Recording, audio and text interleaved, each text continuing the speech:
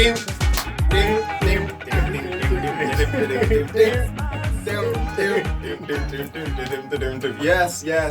Welcome to the Dealer to Healer podcast. I am your host, Liam Brown. Got all these cameras looking at me today. We're on YouTube. We're actually recorded for I've recorded all of my podcasts on video so far, and actually had a little moment last week where I discovered I have lost everything that I recorded. So I'm going to put all the podcasts on YouTube, but they won't have video, which is kind of a bit of a problem. It kind of defeats the object of YouTube, doesn't it? But it still gives me another platform to have those podcasts on. So this is beautiful because these ones are actually going to work. They're going to record, hopefully, fingers crossed. So it was actually a beautiful lesson. It's a beautiful observation of how I've come on and how people are shocked by, things like losing all this data that I've put so many hours of work into, and just being like, okay, well, I'll just deal with that. Like, what can I do? I went into the shop and I took the hard drives in. I was like, they ain't working. And just one of them was new as well. I was like, I've shifted everything from that one onto that one, and it's kind of, I can't find anything. Can you have a look? Can you find it? And I thought it'd be like, I should still include you in this because we're on video, aren't we? So I thought it'd be like, they'll just recover it, they'll find it, they'll figure it out, because I'm no good at stuff like that. And I came back 2 days later and they were like, oh no, it's going to cost you like 500, 600 quid just to maybe be able to find it again. And I was like, oh, well, what can I do? And I came out of the shop, and my friend was waiting for me in the car, and I just got in, and she was like, okay, so all sorted. I was like, no, I can't get it back. She was like, what? I was like, yeah, no, it's not possible for it to get recovered. It's going to cost me 500-600 quid, and it's not going to guarantee that they'll find it, so it's all gone. Thank God I'd already published the audio. I just hadn't got round to editing. Actually, I had edited all the videos. I'd edited the videos, but it's just kind of just being able to let go of them things in those moments, rather than my old self would react so badly to that, like blame everyone, beat myself up, blame the shop owner, blame the people who sold me the hard drives, blame the company that designs them, you know what I mean? Just blame everyone else's incompetence, rather than going, actually, we know them kind of things do mess up. We are told, so why didn't I buy another one that was better and back all my shit up? So it's just beautiful to see how I react differently through my yoga practice, through my teachings, through my meditation, just to go, do you know what? I don't have to react in the way that I was brought up to react, and the way that I did react. I can react differently. I can react with an equanimous mind, a peaceful mind. Don't cause the shopkeeper any hassle, give him any bad energy. He's still happy. I'm just like, leave like, okay, mate, yeah, you did your best, thank you. Appreciate it. Rather than, what do you mean you can't do it? You must have fucked it up. Blame everyone else, rather than just taking responsibility. So yes, taking some responsibility. So you can read all about that in my book, Dealer to Healer. YouTube people, you might not have heard me selling my book yet, but yeah, Dealer to Healer, massive story about transformation. It's smashing it at #1 in Amazon. It was smashing it at #1 in Amazon. We want to get it back to #1.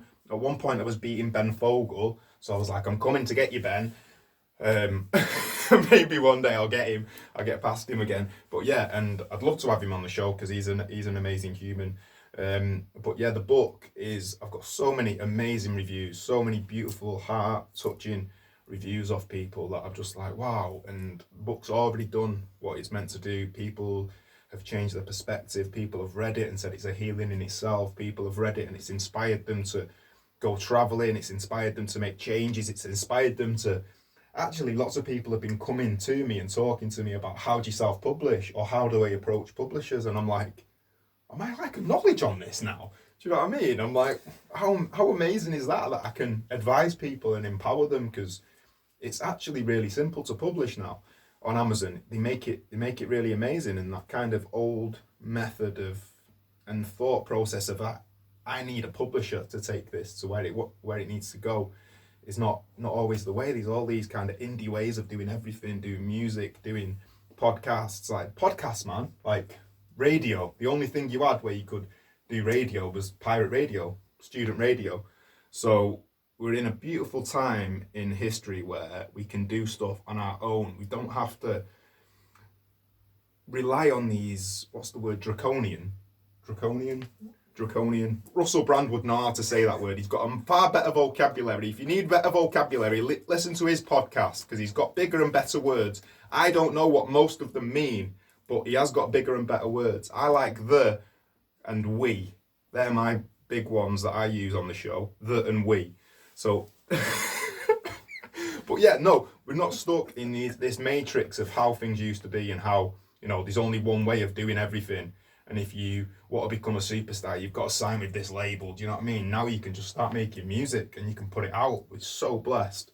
So go and buy me book, man. Dealer to Healer. There's another little book on there called Hitchhiking. I've put a book out about ayahuasca. So please support what we're doing. Listen to the podcast. Share the podcast. This is the Dealer to Healer podcast. I've got an epic guest for you today. He's actually a really, really old friend. We've known each other since we was 11, went to school together, we're put in the same class together until I got kicked out, and then I think you got kicked out as well, didn't you? We were naughty. Just little shits, little fucked up shits, come from broken homes, out of control in a lot of ways. Kind of people didn't know how to deal. People still don't know how to deal with it. Kids we go through a lot in them situations, and I guess part of us is still dealing with that fracture, that kind of distress now, that torture, that torment that you go through as a child. You can turn that on now, mate, if you want. So I'm so happy to like have reconnected with. I'm gonna big him up first. So a DJ, started DJing early on. I remember at school he started DJing. I went to quite a few parties that he was DJing at when I was at college. Kind of started making this leap, became a Ibiza DJ, obviously in that culture of drugs, music, almost like rock and roll, really, isn't it? It's kind of like debauchery, hedonistic. Yeah, a little bit modern day. Yeah, and it's kind of, did what he set out to do. He wanted to play in clubs in Ibiza, absolutely smashed that out of the park, lived in Ibiza for a few years. He's now living in Barcelona. He's kind of changed his mindset. He's had like an awakening. The way he's thinking about things is a lot different, and I've just had so many beautiful conversations. He's been kind enough and beautiful enough to let me into his living space and invite me here to stay with him for the last week, and I'm going to be here for probably another month. I don't know when he's going to get rid of me. So we're actually recording in one of his studios. He's got a beautiful warehouse space in Barcelona, and yeah, welcome Zander Stewart. Thank you very much for having me, Liam Brown. You good? It's a pleasure, yeah, absolutely. Yeah, amazing. Peace. Yeah, what an introduction, thank you. No worries, man. I wasn't really sure where you were going to go with that. I wrote that last night. Did you? I was writing it for 4 hours, bro. What you really mean is that 10 minutes ago you thought about it and it's like, post-it note. Yeah. Man. That's Mate, it flowed really well, I'm impressed. Oh, thank you. How are you? I'm really good actually at the moment. Yeah, I'm kind of still massively on this journey. Yes. One of the things that you kind of learn is that it's overwhelmingly never ending. Yeah. And that's one of the things that was really tough to swallow, because you kind of go through these phases where you get to a point and you're like, okay, yeah, I've made it. I've got somewhere. I've done it. I've had the revelation. I've had the moment of clarity. I've pushed down that barrier. I've faced my fear. That's it. I'm through. And then you find yourself in the depths of hell again, or your own personal version of hell, and you're like, wow, how have I ended up here again? What's going on? Like, it's so confusing to be that empowered in one moment and then back down there and thinking, what have I done wrong? I thought I'd done it. I thought I'd solved it. I thought I'd cracked this code. I've been through the Rubik's Cube of life, and I made it somewhere, and I've got happy, and then I'm old enough to be wise enough and fix my own shit, but actually I'm still feeling down and out a little bit. So but that's I'm not feeling the trust in it. You've got to trust that it's gonna be all right. The universe has got your back. God's got your back. Exactly, and that's where that's what we were talking about the other night over the dinner table. And we were saying that you know, when you get to a certain stage, it ebbs and flows, still up and down, but it's just less. Yes. So the faith in knowing that it's improving, being honest, I think being authentic, I think for me that's one of the main things that I'm going through now is really embracing authenticity. Yeah. Trying to spread that message to everyone that touches me in my life and, you know, my family and my friends, that it's been an amazing thing to just be super authentic. Yeah. Even when it hurts, you know, just to be able to go, you know what, I've come all this way, I've had a great time, I've had loads of great... I bet you have, bro. Yeah, a great time. Well, maybe we'll get into that later. Yeah.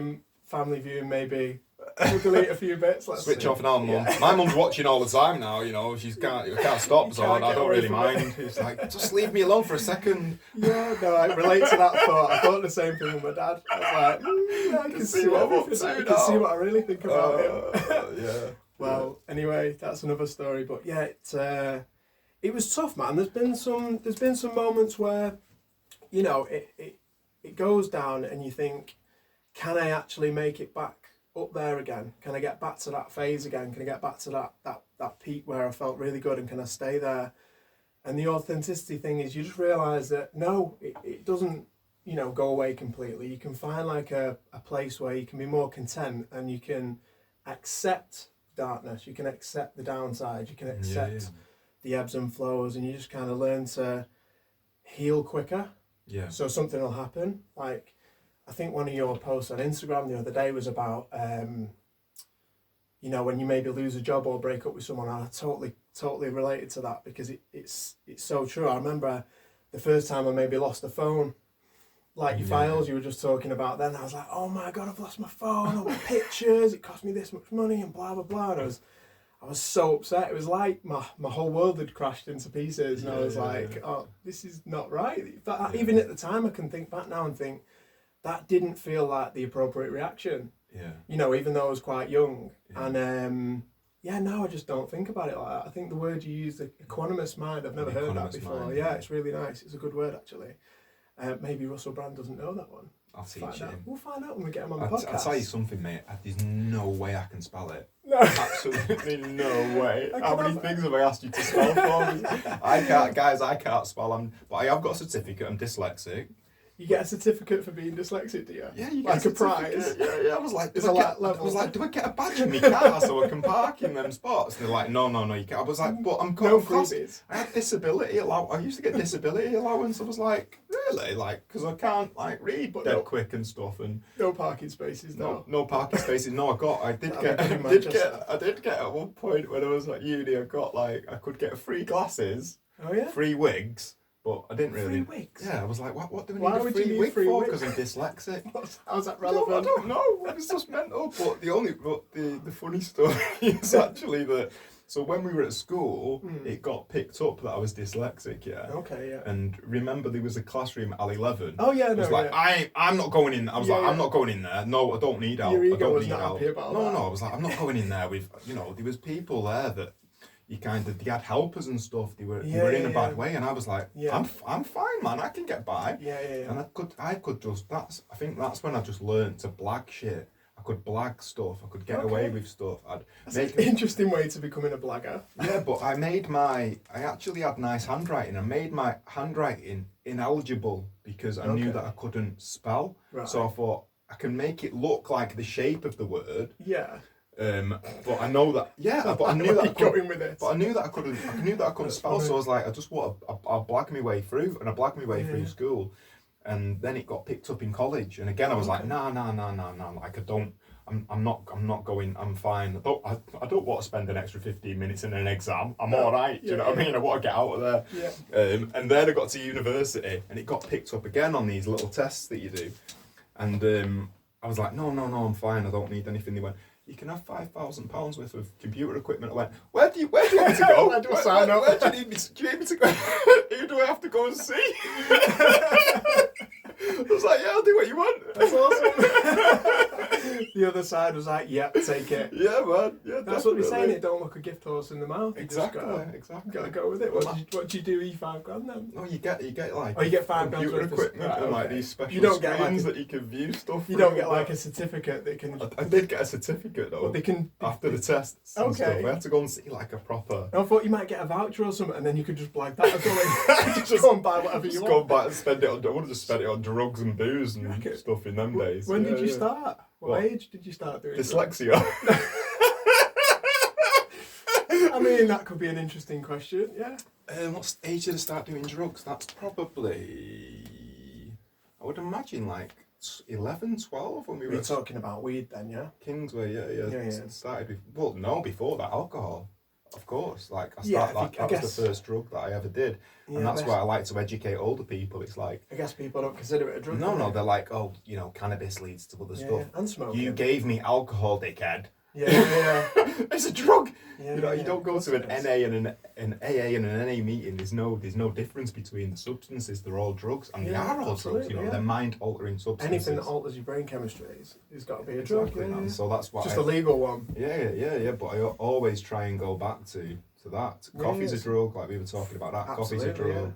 Neurotoxin, most people don't realise. It's Yeah, actually scientifically labelled as neurotoxin, Yeah. which I was like, wow, really? Mhm. Okay. So I thought there was all this research and, you know, all these articles saying that it's 50-50 and it's good for you as well as it's bad for you. And I believe there is some truth to that, but Mhm. when someone tells you it's a neurotoxin, Yeah. it's like, no, that's basically just destroying your brain bit by Yeah. bit.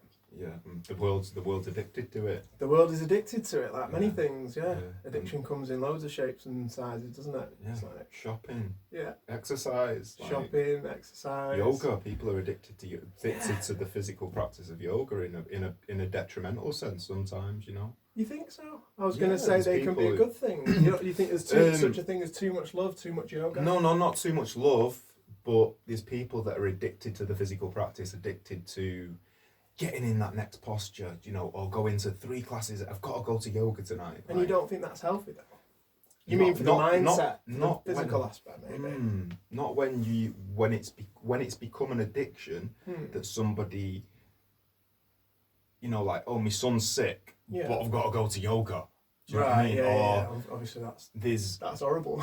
yeah, exactly. But you know, I've got to go to my class. Like it, for some people, yoga it becomes like going to the gym. Yeah. It's like I've got to go to my Yeah, asana yeah. practice, and then you kind of sometimes you get in a crowd with, in certain places, in certain studios where the standard's quite high. So people of the physical practice, not necessarily of being a yogi, Yeah. but the physical practice is quite high, and some people feel that if they don't go, they're gonna be falling behind other people. Yeah. Do you know what I mean? Absolutely, And that, yeah. to me, that's not what it's about at No. all.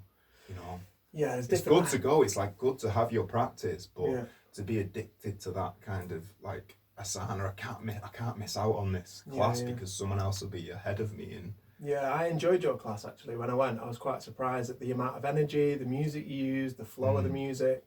It was interesting for me because I'm quite new to yoga. yeah, I've done it here and there over time, but I've never kept it consistent. And recently I've been going a lot more and really feeling the benefits from it. And it's such a beautiful thing to do. And it's been nice because I've tried all different types. You know, I've been doing yin, vinyasa, hatha. yeah. I'm going to try the Jiva Mukti one when I can get up early Yeah, enough to yeah, do it and that's stick to it's a beautiful stick to practice, it. Yeah, I've heard a lot of people talk about it. Yeah. But yours was really cool because you didn't really go into it like that. You kind of opened up with a big story.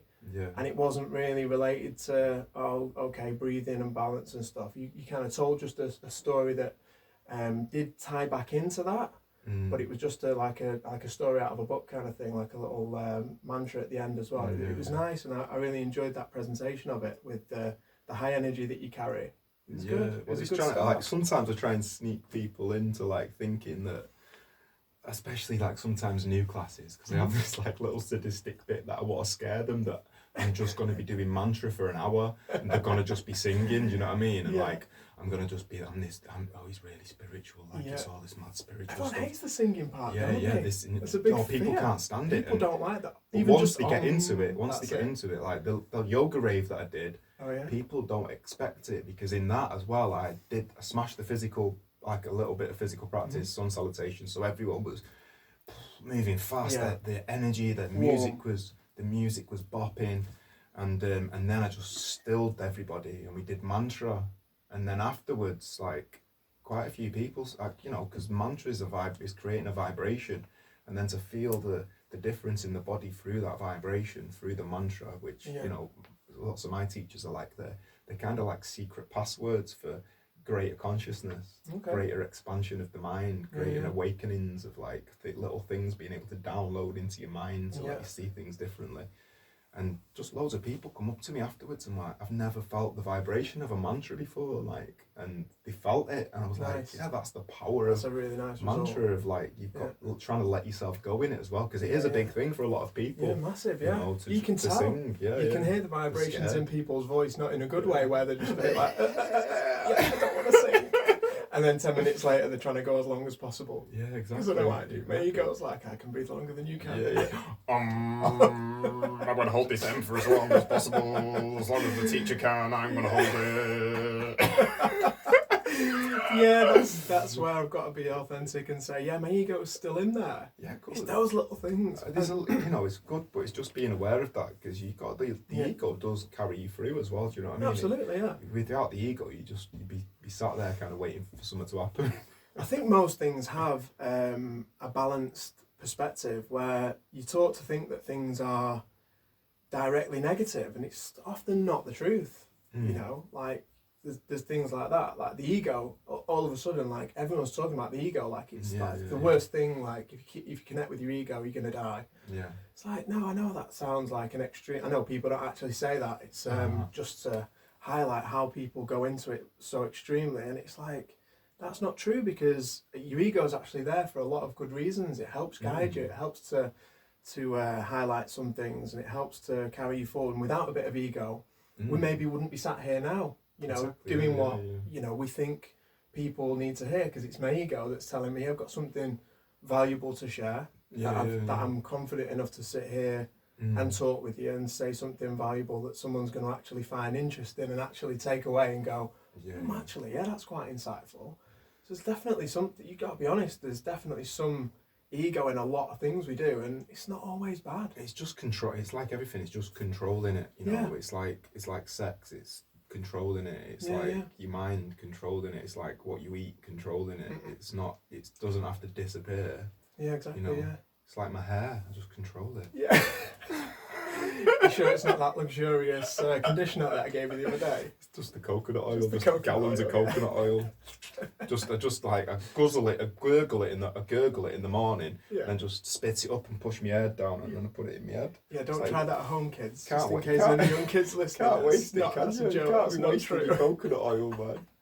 Just spit that stuff in the sink. You just got a disgusting bowl of regurgitated coconut oil on the side. All your tongue shit that's come out like from the. Where are we going? I don't know. All your tongue shit that you've because if you've done like, what's it called, pulling? Yeah, the oil pulling. I heard some bad reports about it, so I was a bit like, it's not necessary for me. It didn't feel like something like that. But I've seen it. I've heard good reports as well, and I was like, I've done it a few times, but I didn't really notice much, other than I was just like in situations where I was like, oh, I need to get to the sink, or like nearly choked, or been like, I need to talk now because this person wants to talk to me, and I think as you get a bit older, you start to realise that all these little practices, some of them do work, obviously, but long term, some things are hard to keep up and stay consistent, because you don't always have a thing of coconut oil with you. You don't always have the convenience of being able to do those sorts of things. You can kind of realise when you get older, I've been doing all these things for years, and actually, the body's so intelligent that it just knows how to heal itself. It knows how to, be oily enough in the right places to give you health to your hair and stuff like that. It's not always the case. Obviously, some people are deficient, but if you eat the right food, you do the right exercise, you get the right oils in your body. It's a get a little bit of sun now and again. Get a little bit of sun. If you can't get a little bit of sun, just go on holiday or take a D supplement. There's always ways around it. But for sure. Stay off the sunbeds though, kids. Stay off the goddamn sunbeds. I agree with that, even though I do have a sunbed every now and again. Oh my god, you're gonna die, man! That's what my mum said, and then she ended up being in a sunbed not long ago. Sorry, mum, if you're listening to this. Sorry, sunbed shop owners, or should I say, cancer shop givers. I mean, that's a bit harsh, but true. Harsh but true.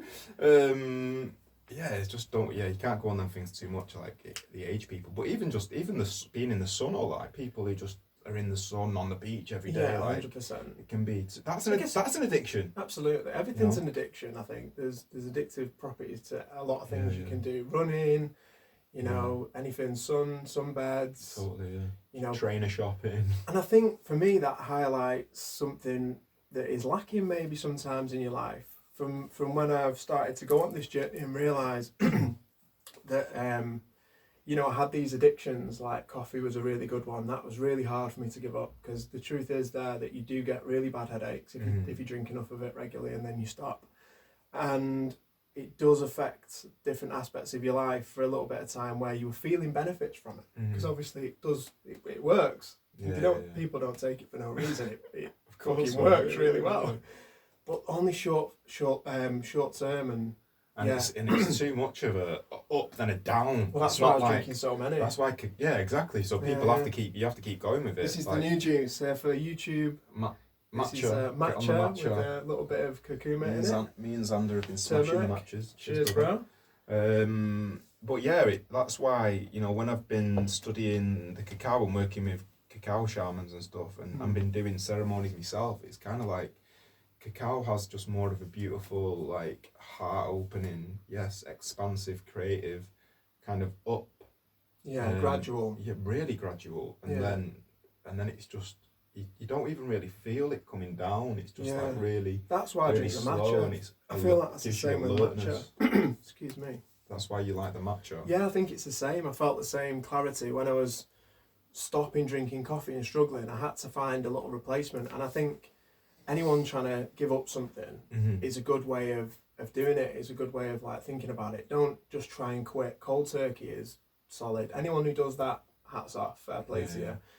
But the best and quickest way I've found for someone who is highly addicted to a lot of things is just to replace it with something good. But it can't just be anything, because if you're not enjoying it, then it's not going to work. You know, you can't trick yourself into enjoying something. Well, maybe to a certain degree, but not when you're trying to give up something that you've relied on every day. So with coffee, that was my go-to, matcha. So why did you choose matcha? What was the... Well, I did some research. I found out that it's got loads of extra things, and it makes a lot of sense that, you know, you hear about Japanese drinking a lot of green tea and that being their go-to drink. And we know that it's got a lot of... they've got quite a good life. Quite a good lifestyle, yeah. And... you know, all the research that we're seeing now with the beauty of the internet, you can just look it up and you can see that there's not very many negative reports on green tea itself. For anyone that doesn't know, matcha is basically a green tea leaf, just processed slightly differently. So I think from what I know, it stays on the tree longer, and it's the tea leaves from the bottom of the tree. Okay. And they basically stay in the dark for a little bit longer, and that provides more chlorophyll then for... us to then consume. And what they do is they take the leaf, and instead of it being an infusion into water, where obviously you take the tea bag and the dried tea leaves out again, you get the whole tea leaf. So you get everything. You get the fibre that the leaf contains, you get everything inside it as well. And it doesn't give you that, you don't get that addictive feeling. That was the first, even though I'm someone who's done drugs, and I should be clearly aware of like addictive behaviours and patterns and stuff. Yeah. That was the first time that I actually really, really noticed an addiction, was with coffee. Right, okay. And I was like, wow, I'm really, really drawn to this. Like every time I'd walk, I think it's probably because it's more accessible. Obviously drugs are not legal, so it's not there all the time. But with coffee, you walk past the coffee shop and like, wow, I want one. No, I don't. I don't really want a coffee. I only had one an hour ago. I don't even feel tired. It smells good, it tastes good. It does smell great, doesn't it? It does, but now I know that it was an addiction, because now looking back, I used to do that and now I don't. So why don't I anymore? Of course, You know, like when you went vegan, like when I did, like how do you know that those things were addictions? Because I wanted a steak every day and now I don't. It's not just because of the ethics of it and knowing what goes on. That came after for me, because it was a very selfish transition. It was more about realising that, you know, things like that and the meat and the cheese, that's a massive one for people to give up. I didn't need it. Yeah, And I realised after 2 months of having it, oh, hold on a minute, why am I not craving it anymore? Why is that, urge, that underlying urge that you can't really explain properly to go and get a bit of cheese or to go and get a coffee? Why is that? Why can I walk past the coffee shop now, smell exactly the same smell with the same nose, the same brain, and I'm going, I don't give a shit. I don't need it. It's like when people say to me, do you not miss the smell of bacon? I'm like, no, it makes me want to vomit. I'm just like, you're fucking cooking some dead animal that's been murdered, man. Yeah. Like, that's been tortured and murdered, and you're just eating it. That's like sick. And I'm just like, ooh. I remember I was in Sitges the other day, and these guys just walked past with carcasses out of a van, and I'm like, please, within my lifetime, let that be illegal, because it's disgusting. You might as well be carrying bodies through. Would you why? I don't want my child to see that. I do not want my child to ever have to see that. I don't want to have to explain that, like, oh God, I'm going to have to wait till I'm probably 70 to have kids, aren't I? Yeah. Well, at least I can still have kids when I'm 70. Girls can't Probably, say that. yeah. Sorry, girls. Not needing any blue pills. It's just biology. You can't. I'm sorry. But, it has happened. There's some lady that was like 66 and she gave birth. There is hope. Good. Keep going, girls. Keep going. We don't keep going. actually... This is the thing about humanity. We don't actually know these things are fact or not, because we've been eating meat and stuffing our face with all this shit, with chemicals and bullshit in it, thinking it's normal, and then going, okay, this is what happens in life based on those habits. Yes. But actually, if you do yoga from a really early age, and then you're doing meditation, and you're not eating meat. Not eating meat, not dairy, cheese. I think, is worse than meat. As much as I don't want animals to die, I think the dairy industry is worse than, because the animals do eventually die. Well, yeah, but the that as well. dairy industry means you're going to torture them before they die. Yeah, the health side of it, though. Yeah. My analogy that I like to say to people is like, so say I took you and your sister. You've got a sister, right? Yeah. And 2, 3. Got 3. Okay, yeah. Let's just one of them. Yeah, we just need one. So Can we take one? Yeah. I'm not going to ask you to choose. I'm just going to choose Donna. So you and Donna. You and Donna. I didn't know I had a sister called Donna, but there we go. Basically, your me and Donna is no. That's funny that you've called her Donna. You're talking about me. Yeah, that's you. You can be. You're going into the dairy industry. Yeah, yes. Donna's in the meat industry. Obviously. So Donna, she's basically what I'm going to do is I'm going to give her a nice life, and she can get on with her life. She can go to... So basically, I'm going to kill you both in 7 years, yeah? Yeah. The date's set and everything. Yeah. Donna, she can carry on going to work. She can meet her friends. She can have sex with them. Yeah, maybe I might force certain people. My sister, be careful. Certain people, do you know what I mean? I'm picking them. But she can have kind of a nice free-roaming life, yeah? But I'm still going to kill her on this day. Okay, yeah, but sleeping around's not good, but killing her at the end, that's what I can... Control who you're sleeping with, Don. Yeah. And then I'm going to keep you locked up in a room, and I'm going to, like, abuse you for 7 years. Take your toenails off, put stuff up in you, rip your teeth out, do whatever, and just kind of, like, milk you for any resources and make you work really hard. Yeah, it's disgusting. And then I'm going to kill you both. If I went to a judge and say, which crime is worse? Yeah. What I've done to you is worse. I'm still a murderer, but it's more fucked up and twisted. Yeah, so I've actually kept you for 7 years locked up and abusing you. Yeah. So it's like, that's what I try, my analogy to people is like... I think all you carnivorous listeners have just switched off. Or they feel really uncomfortable. Stick with it. Don't be a coward. Actually, do one. Stay. Get some education. Do one. Actually embrace that little story and think about it. Don't ignore it. That's the problem. People don't do one. People ignore it. Not for you or me to listen. People don't want to hear it. It's innocent lives at the end of the day. They do not need to die. And I'm glad we kind of got onto that topic. How did we get onto that topic? I don't know. I think this conversation is going to be a little bit of a tangent. Yeah. I do that a little bit. A tangerine? Tangerine. That's for later. That's a sacred tangerine for... That's our snack. For the end of the podcast. Yeah. Keep listening. That's what, that's when people come to my classes and they're like, how do I get better at yoga? How, I want to, what do I need to do? What do me and my partner need to do to get better at yoga? Stop eating meat. Be nice to people. Work through your shit. Okay, that'd be an interesting. That's actually an interesting and they're like, answer. But what about like getting into side crow? And I'm like, who cares? Stop eating meat. It's right though. I think it's really strange for me being someone who isn't actually a yogi, getting into yoga, but then listening to some other podcasts and people, doing videos and talks about the law of or the word ahimsa. Mm-hmm. And it's don't do harm to others. That makes sense. But then there's still yogis eating loads of meat and going out for steaks at the weekend, and even like posting pictures of it. And I know there's some of my friends that might be listening to this, and then I've said this to them before, and they're just not ready to make that move. I don't think they're bad people. It's not to judge them, but it doesn't line up. No. It's about authenticity. I think everything that we talk about, as much as we go off on a tangent, will revolve around back to that. But for me also, it's like I don't have a go at people for eating meat. Like, I will try and educate people because I'm basically shouting at my old self. So why would I do that? Yeah. Does my old self want to hear that? No. Do I keep, looking young, eating vegetables, people going, he's actually looks all right. I don't look decimated. I don't, people just go, what do you eat? What do you eat? By example. Look at me. Does it look like I eat all right? I'm not eating steak on the snide. No. Do you know what I mean? Just eating bare I think it's broccoli, all the cocaine you did last.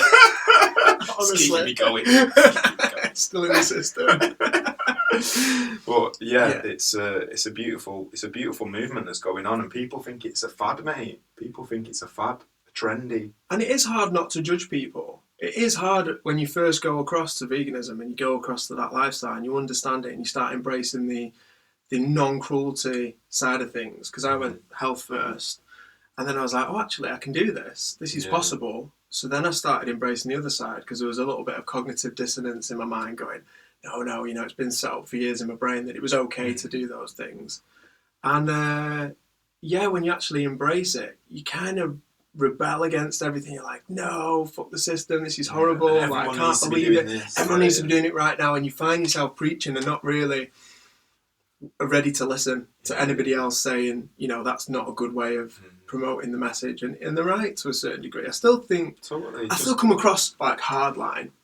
I think you're similar to me. I think that's inbred in us being Mancunians. We come across a bit blunt and straight. Don't need to be. To us it's not aggressive. To other people, it's just straight. It definitely is. But to just be direct and just be like, listen, at the end of the day, you wouldn't say that about another girl being raped, or you wouldn't say that about another kid being murdered. And these are all animals. Or your dog being murdered, even. Yeah, but these animals are kids. They only like cows. I think they live for like 4 years or something out of a 20-year lifespan.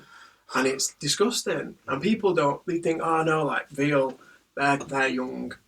But actually, no, they're all kids. It doesn't matter. They all get, because by the time they get old, they're not good to eat. They want to get them while they're fresh and the meat's good, and that's when they're young and vibrant and healthy and living the best years of life, and it's disgusting. So it is hard not to judge, but I'm trying. It's I'm learning. Have you seen the documentary? Well, it's not a documentary actually. It's I think it's just like a drama. It's Simon Amstell did it. Carnage. Yeah. My friend told me about that. I did watch a little bit of it. I love Simon Amstell. Where's he gone? Since that documentary, he's fell off the face of the planet. Yeah, but he's still doing. He's writing a lot. I think he was on Russell Brand's podcast. I think last year. Oh yeah. They had a nice chat. Nice. But I think he's doing a lot of good stuff rather than focusing on his, comedy that was. I think he was suffering a lot from depression. But that Carnage film, that is for me, it's monumental, and it's kind of where I can see us going as a society, where people are having counselling that they used to eat meat, and that you were forced to eat meat. It's like when we get to the stage, like slavery, fuck man, it was 50 years ago. It's 50. What was it? 55 years ago. It's like Jesus, and people then were just like, this is, we've always had this. It's got to carry on. It's like, it's no. Like, so strange. there'll be a moment in history where it's like, You were eating animals? Yeah. What? It's actually funny though. I've got a lot of carnivorous friends who've not gone vegan yet who would agree with that statement. Yeah. Totally. And that's a bit of a weird one for me. I'm like, so you agree with that, but you're not still not going to change because they're stuck in a habit. They're stuck in a habit. That's the thing with yoga as well. It's like it's supposed to be making yourself more flexible, more fluid, to be able to move with the times, move with your changing consciousness. Yeah. Mind and body. Yeah. Everything. So hopefully, like what happened in Carnage will come true, and the way the UK is going, and the way lots of countries are going, it's really got some momentum. Australia is ridiculous. Yeah. Like Australia's the Melbourne is the vegan capital of the world. Oh, is it? I didn't know that. Most vegans, most vegan restaurants, when I was over there, it was beautiful to see that. It was beautiful to see menus in places that sold both were almost 50-50 a lot of the time. Nice. And even when you went into like the countryside, there was a couple of dishes that were vegan, and you were like, "Oh, this is amazing!" And then there's just so many pure vegan places as well, and it was like, "Yeah, this is." That's pretty amazing. I actually didn't know that about Australia. I thought because of I've got a narrow view of what actually happens over there because I've not been yet. But there's no black people there. Like, where's the actual black people that should be here? Where are they? It's so white. Like you just don't see it. Maybe I shouldn't get into that. I was wondering where you're going with that. It's just it feels like you're I've never heard that before. I guess it's kind of like America. You're like, where's the indigenous people? Yeah, I guess so. Where are they? Like, kind of looking around, like, under the bush. Like, okay, this is just Europe somewhere else. Yeah, pretty much. Funny. Yeah, mental. But yeah, the vegan stuff is taking momentum. But yeah, mate, what has been going on with you? Tell us your story. Day by day since you left school. Right, I don't think you've got enough space on your new hard drive. Minute by minute. Minute by minute. Now, I could do a quick preview if you want. I think when I left school, I was actually really quite a confused kid. I mean, you weren't a part of it, but I got bullied quite a lot in school. Mm-hmm. So that led to a lot of different emotions, a lot of things that I was having to deal with alongside a bit of a strange family setup. We weren't really that close. I mean, as much as my mum would love to believe it, we weren't as close as other families. Mm-hmm. Now, we never had, I can't complain, I never had a bad childhood, but it wasn't easy either. Yeah. And my dad left, my blood father left when I was quite young, and he wasn't very great to me at the beginning. He was around, but not a proper father figure. And then, I had a bit of a disjointed family. So I left school on this bit of a I need to prove you all wrong kind of mission. Yeah. I need to become something and use that energy. And I still to this day, I really feel quite like that's the only real look in this world, is at those kind of stages right at the early time in your life when you don't really understand how much of a choice you've got in things. Deciding anyway to go on that path, because I could have easily took all that abuse and trauma and gone, fuck the world, I'm just going to be a dickhead and a rebel, which I was a little bit at those times, and just continue down that path of maybe fighting and stealing and taking drugs and just being a dickhead rock star, just falling off the face of the planet. I did do that to a degree. I had a lot of fun, but I went with a more positive attitude, and I was like, right, I'm going to use that energy and I'm going to take it and I'm going to prove everyone wrong. I'm going to set myself some goals. And through going out and partying and being out in town, I found this whole new world of rave, like the rave scene. I was a big gatecrasher kid for a little while. Made friends with some of the DJs, and I used to study them religiously and watch what they were doing, and really picked up a lot of new techniques and stuff. And I had a set of decks at home, and I started getting good enough. And then I blagged the promoter. I was like, can I get a gig here? He was like, well, come and work for me for a bit. What, gatecrasher? No, this was at Good Grief. Okay. I have to give some props to Barry Almond and Ben Spires, because if they're hearing this, then they were the first ones to really give me a proper chance in a club. And the agreement was, well, we don't know you, so can you do something for us first? So I got into the promotion side of things, and me and another guy, Steve Waller, we set up this in-house promotions thing. So we're doing flyering around Manchester and promoting all the events, and through my drug taking, I realised I actually had quite a big personality inside there as well that I wanted to share, and I was just daft as I was a proper idiot. Yeah. But I used that for the promotions. It was great. So when people are coming outside the clubs, I was like throwing flyers at people's heads and stuff, and just causing a big scene. And I didn't realise until much later, even now looking back, how valuable that kind of thing is, because it's all creating this kind of like attention to that. So then I was the guy who gave out these flyers, and that gave like that represented kind of a little bit of what that night might be about. And it was a hard house event with trance and house in the back room, and everyone was just completely wasted to another level. I don't know how much it exists anymore. Not been in that scene for a little while, but it still exists, mate. Yeah. It's probably just exactly the same. Yeah, maybe that was me. Oh no, the orange is gone. Let's leave it. Shit, Right, we've got let to it stop go. the podcast, mate. No. Everything's... What are we going to do? The orange guy, ladies and gentlemen, the orange has just We're gone off going to the let it go, I sofa. think. It's all right. You can heal through it. Okay. You're all right. Let's let it go. But yeah, orange distractions. But did you take that kind of, when you started putting on your own events, you used that energy? Obviously, you learn a skill. Yeah, I didn't really put on my own events as such. I collaborated with some other people. I really helped other people put on events. But yeah, honed this skill through, and it was really weird because I realised through going to after parties and sharing moments at house parties and stuff, I was gaining all these contacts. I was learning every weekend how to interact with all these people on their level, to understand what people wanted. I was getting valuable information about like how people like to enjoy the nights and what they were doing and people's habits, and talking about flyering and stuff like that, and what nights people go to and why, and what names were interesting to everyone. And I realised that actually there was a really valuable part of like going to after parties, just getting ruined, talking to people, networking. And to this day, I really like love that part of accidentally kind of falling upon that information and being able to accumulate all these amazing contacts. And some of them are fake, because obviously it's a bit about drugs, and you wake up the next day and you're like, hey mate, yeah, got nothing to talk to you about now. It's just super awkward. Yeah. It was just a fucked up conversation. Did you always end up waking up next to men? That wasn't what I meant. That's what it sounded like. Just call the phone. Hey mate. Yeah, sorry. just phoning your mate. Sorry, gotta go home to my girlfriend now. Sorry about that. We all know where Liam's mind goes. It's alright. Could have been, I'm not like against other people doing it, but no. Yeah. There was no man in my life. Not yet. Never felt like it yet. Dan Knightley, he's a sexy man. Dan Knightley. We both love Shout Dan out to Dan. Dan Knightley, if you're listening, we love you. We love you a lot, Dan. If you could come and sit here and just like be quiet. You shouldn't tease I don't him. think Dan could be quiet, but he'd look so pretty, wouldn't he? He's a really pretty man. He's got lovely eyes. He's going to be a great person, I think. You need to get on here as well. I do want to get him on the show. Angel so Dan, Dan. come on my show. Angel Dan. That is your shout out. A very, very sexy man.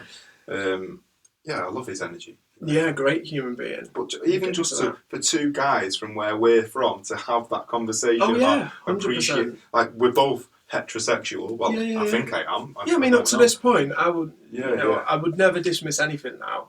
I'm not, and a lot of my old friends would be like, "Oh, he means he's going to be gay." No, I'm just saying that. Up until now, I've never felt like that. I've never looked at a man and been attracted to him. I've known that a man's beautiful or handsome or whatever, and never really fancied anything more. There's never been any feelings attached to it.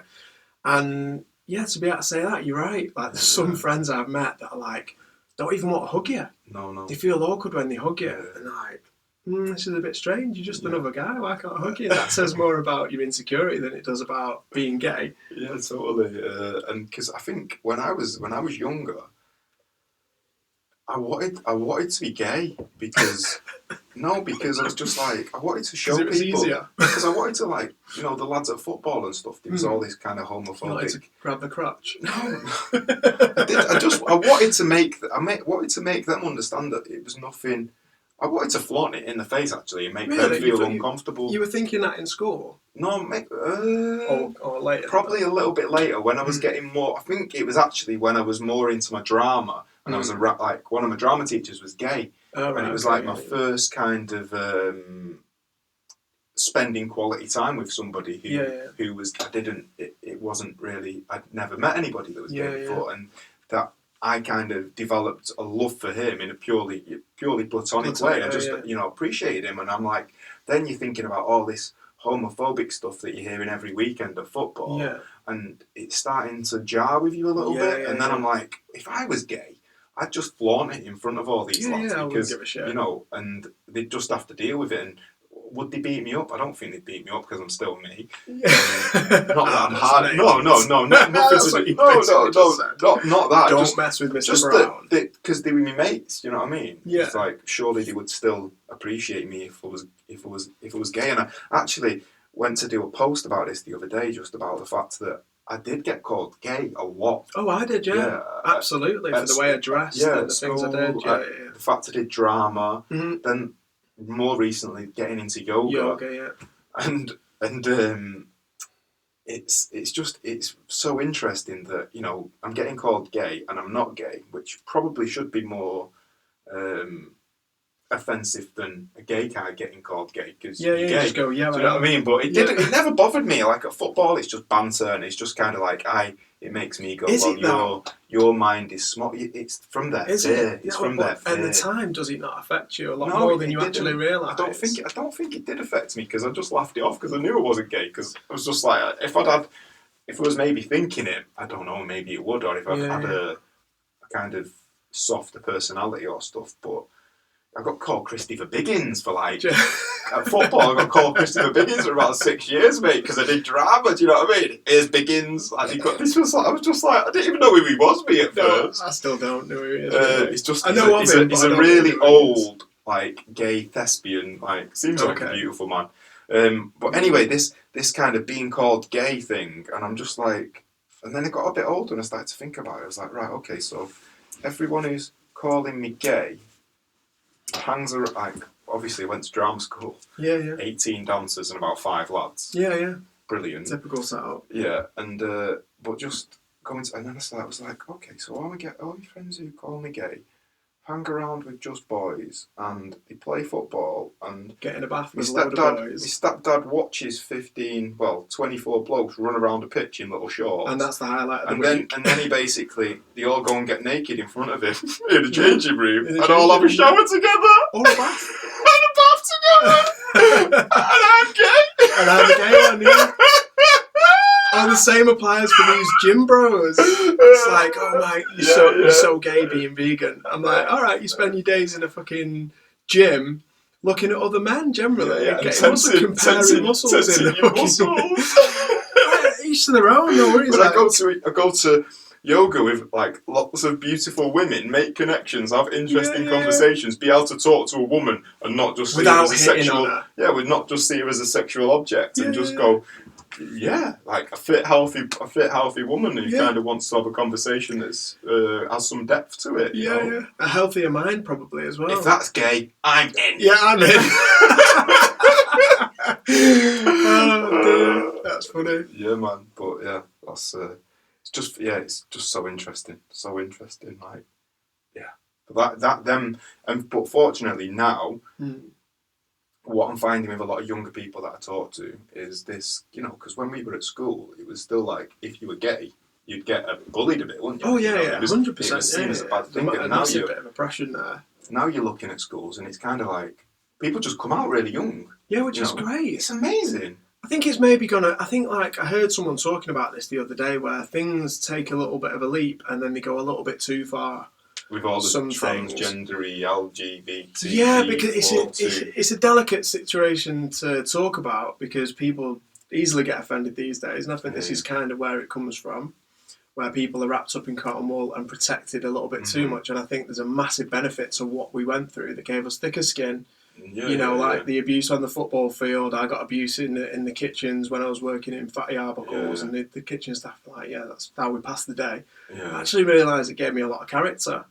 But kids these days, even though they're a bit more liberal, a bit more open, and they're a bit more free, they're not really tough. They can't really stand up for themselves the same way. And in America and places now, I'm hearing about going way too far, where kids are getting sex change at the age of 3 and 4 years old, and it's encouraged. How is that possible? How is that even legal? I know it's your kid, but he's got no control over his thoughts. I didn't realise anything about I was quite late, and I'm okay to admit this. Like, my conscious Still are, choices. mate. Yeah. Thanks, mate. Positive vibes, Mr. Broughton. It's okay, I can take it. Let's see. It's fine. See, it still goes on, it's alright, it's good. Man. But yeah, I seen these articles, I'm like, I couldn't make a conscious, logical choice for myself. I didn't even realise it existed until way into my teens. Yeah. I was living subconsciously for a long time, just kind of drifting through life, following the crowd, bit of a sheeple, doing what I was supposed to do, and not really realising, actually, I can do whatever the fuck I want. And I remember that day, that moment of clarity, my mum went, you can't stay in, you can't go out tonight. I was like, I wonder what's going to happen if I just go. And I ran out to the street, and I realised I was on the street, and I looked around, and I was like, I'm outside. What am I doing here? And my mum was like, get back inside. I was like, fuck you, I'm going. I ran off down the street. And then I got to the other end of the street, I was like, I don't know where I'm going to go now, but I was out. That was it. And that was a realisation that, as much as it sounds like a bad thing to a lot of people, I know my mum was trying to protect me at the time. She just didn't want me to get hurt. I know all of that came from a good place. She was trying to discipline me and give me, good lessons, valuable lessons in life. But that didn't suit me. I wasn't that kind of kid. I needed to learn for myself and fall a bit, fall quite hard, and realise, like, all my lessons early in life came the hardest possible way. Yeah. And I think that's why I've ended up on this path of healing. And not quite as directly as you yet. I'm going to be doing more active helping other people through my lessons in the future. But I definitely help a lot of friends and people. Yeah, man, I've seen you, like, when we're out, and you just, the positive, like, vibes you're giving people and conversations that you're having that are going deeper rather than just superficial bullshit in bars kind of chat. It's too much for some people, and I get that. I'm okay with that, and I've learned to find a balance where, you can see someone recoil a little bit, and you're like, okay. Judge the vibe, yeah, exactly, and it's fine. But even then, you find out that you've actually planted some seeds, even if it's just a 5-minute conversation, and that made me think, this is worth it, because someone did it for me, someone did it for you. We didn't just get this information from nowhere, and it's a really, really beautiful thing to be able to have some people come back and be like, you know what, you said that, I didn't really understand it, and I've gone away, and maybe it's 5 years, 10 years down the line, but that was the start of maybe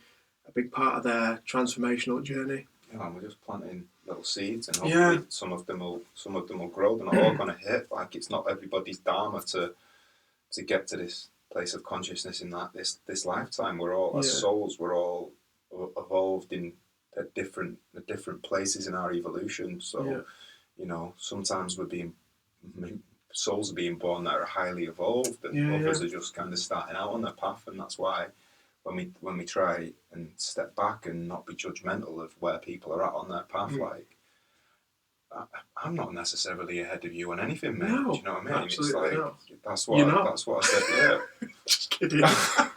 Definitely not. Sorry, me ego had to get that I'm in not there. ahead of him on anything. That's my terrible sense of humour. What am I ahead of you on? Having more hair. Having more hair, yeah. I'm openly admitting that one. Not on my chest, though. No. He's got more hair on his chest. Ruggy. Yes. So, right, this is the kind of rugs you need in your life, not the other ones. Yeah, but no, just like as a soul, just kind of floating around, just accepting that other souls they've got another path, and all you can do is hopefully the souls that are kind of receptive, you can get some of them to move along and empower themselves to be on their path more, to be working through their traumas, working through their processes, and trying to get to a space where they've got a happier life. And more empowered. It's about empowering people. I was going to say that before, It's massively about empowerment, and it's come to my attention more recently, like the last couple of years, that the individual needs empowering. Like, people have this collective idea that, and it makes sense that, you have to do things as a collective, but if you don't empower yourself as an individual first, and you're speaking somebody else's message, it doesn't resonate the same. Exactly. You don't really know where to go with that. I'm not saying don't go and do, your activism, or don't do positive things, but maybe try and do a little bit more inner work before you start preaching to other people or planting seeds or whatever. Take your time with it. Acknowledge that, we've all got something to learn, and we're always going to be learning. Like, people make the mistake, and I'm sure you've got this loads of times, where people think that because you speak from this beautiful place, from your heart. I've always been known as wearing my heart on my sleeve, but I'm also opinionated, and I've got a very strong, firm way of talking about things. And I will admit when I'm wrong, but people often think that because I talk in the way that I do, that I think I'm right about everything. That couldn't be further from the truth. I've only learned from making mistakes, and even now, going back and going, actually, yes, I'm sorry. Being able to forgive myself for making a mistake and apologising to the person who deserves the apology, myself and the other person, and being able to be okay with that.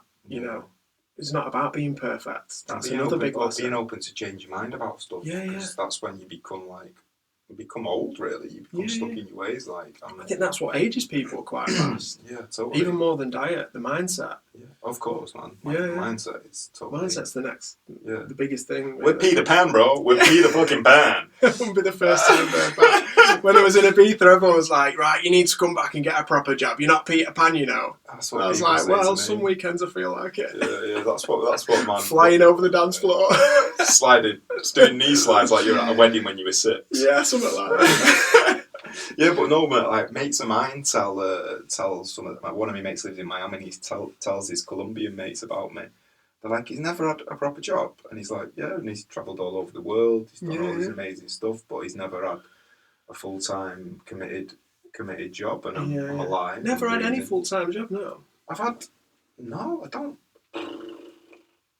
I got one. Yeah, just never turned up. When I finished uni, I did property development, which sounds mental to most people who know me. But yeah, I got a graduate scheme with health insurance and car, and you work your way up and you're on 90 grand. How long did that 3 last? Years. I didn't go. Oh, you just didn't go at all? No, I got the job, proved to myself that I could get a job in that world, and then looked at myself in the mirror in a suit and went, dickhead. you kidding? Twat. You don't want to go and work with those people in suits, man. You just want to wear suits at weddings and funerals because I look sick in a suit. I was going to say, I thought you looked pretty good in a suit, mate. Yeah, but when it's every day, you kind of be like, oh, it's a bit boring, isn't it? There is a little bit of truth to that. People who do work in these jobs, it's not like we're telling you don't work in those jobs. If you feel like you're happy in that lifestyle, at least for a portion of time, I was in that lifestyle, and wearing a suit and tie does feel quite powerful. It's empowering. If that's your first step to personal empowerment, then Godspeed, go for it. Totally. Take your time and do what you think. And I think one of the things you brought up before made me think that an important thing is missing at the moment in life, in the people's conversations, is they're not listening to each other, and they're having these conversations where they're conflicting. And I still do it. I'm not perfect, I'm still learning, but people are not listening enough to what each other have to say, and then when someone disagrees with you, that's it, the conversation is shut down. Me and you, like something you said before, I was thinking, I don't really agree with that, but that's okay. That's all right to have different perspectives, because a lot of the time you actually realise that your goal is the same. Maybe the path is a little bit different to get to that goal, but one of the things I disagreed with is I think everyone's on the same path, but different stages of that path. How far you go is up to you. It's a limitless path. It's never ending, and it's winding, and it's hard as fuck sometimes. But and the only time that you've done it is when you reach enlightenment, and you don't come back for another life. But do you reach enlightenment? It's not a destination, is it? I don't think. I think it's a way of living. No, because I think the way that we learn in yoga is that once you've reached enlightenment, you bypass the death and rebirth. So you don't get born again. You kind of just go and be in this godly state. You don't have to come back. You've learned all your lessons. You've become non-reactive. You've actually passed on these teachings to others that can potentially become enlightened through your teachings. But then actually no, because I did read, I don't know, maybe you can be. I think you can come back once you've been enlightened, but you don't have to. Okay. See, I would have a little bit of a different perspective on that, because I'm a little bit of a scientist in a way. Not actually, do scientific experiments. Have you got a lab coat though? I've got a lab coat somewhere. You're a scientist, bro. Everyone's a scientist. Don't worry. I think it's a pinafore that I just mistook for a lab coat. But yeah, I've got that kind of mindset of I like doing the research and I like to balance my spiritual side, which went too far as far as I was concerned. I was a little bit delusional with that side of things, and people were telling me and I wasn't listening, and then I was like, okay, maybe I need to practice a little bit of that side. So I did a bit of research, and you find there's a lot of crossover. And I think that nothing's absolute. This is a really hard concept for a lot of people to get, like, man-made up words. So everything we believe and understand through conversation is beautiful and it's great and it's a useful thing, but actually it's always going to be limited by the words that we can use and the things we can make up to describe what we can actually see, hear, feel. You know, they're limited, really, really limited. And one of the famous quotes that I love is, the only thing I know is that I know nothing at all. And it's so true, you know, we have no idea. We've got people debating whether the earth is flat or round at the moment, and there's no actual clear evidence either way at the moment. And I wind people up saying I'm a flat earther because it's funny.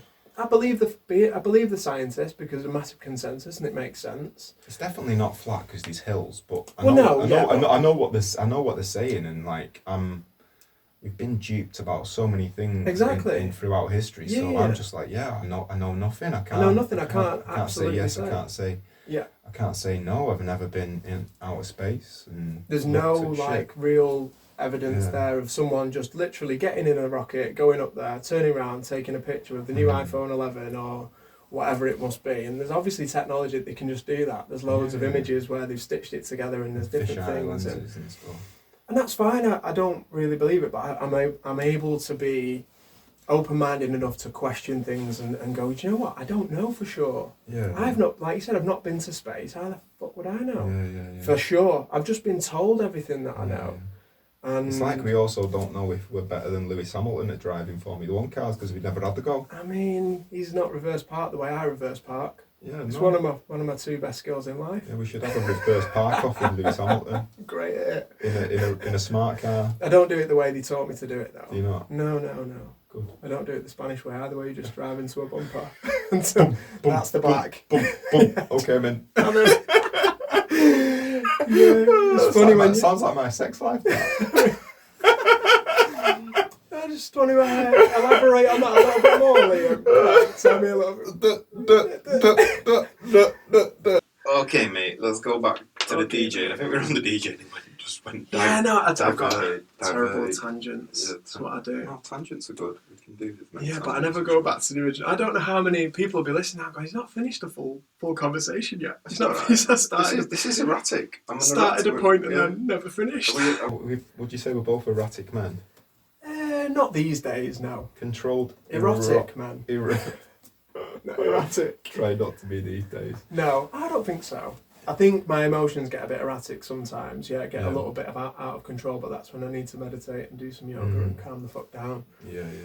But do a little cleanse. Do a little cleanse, yeah. So what happened with the DJing then, and kind of what, you know, did you reach your goals with all that, or what happened? Well, yeah, it's an interesting insight into that world that I kind of came to the realisation that I didn't set my goals actually high enough.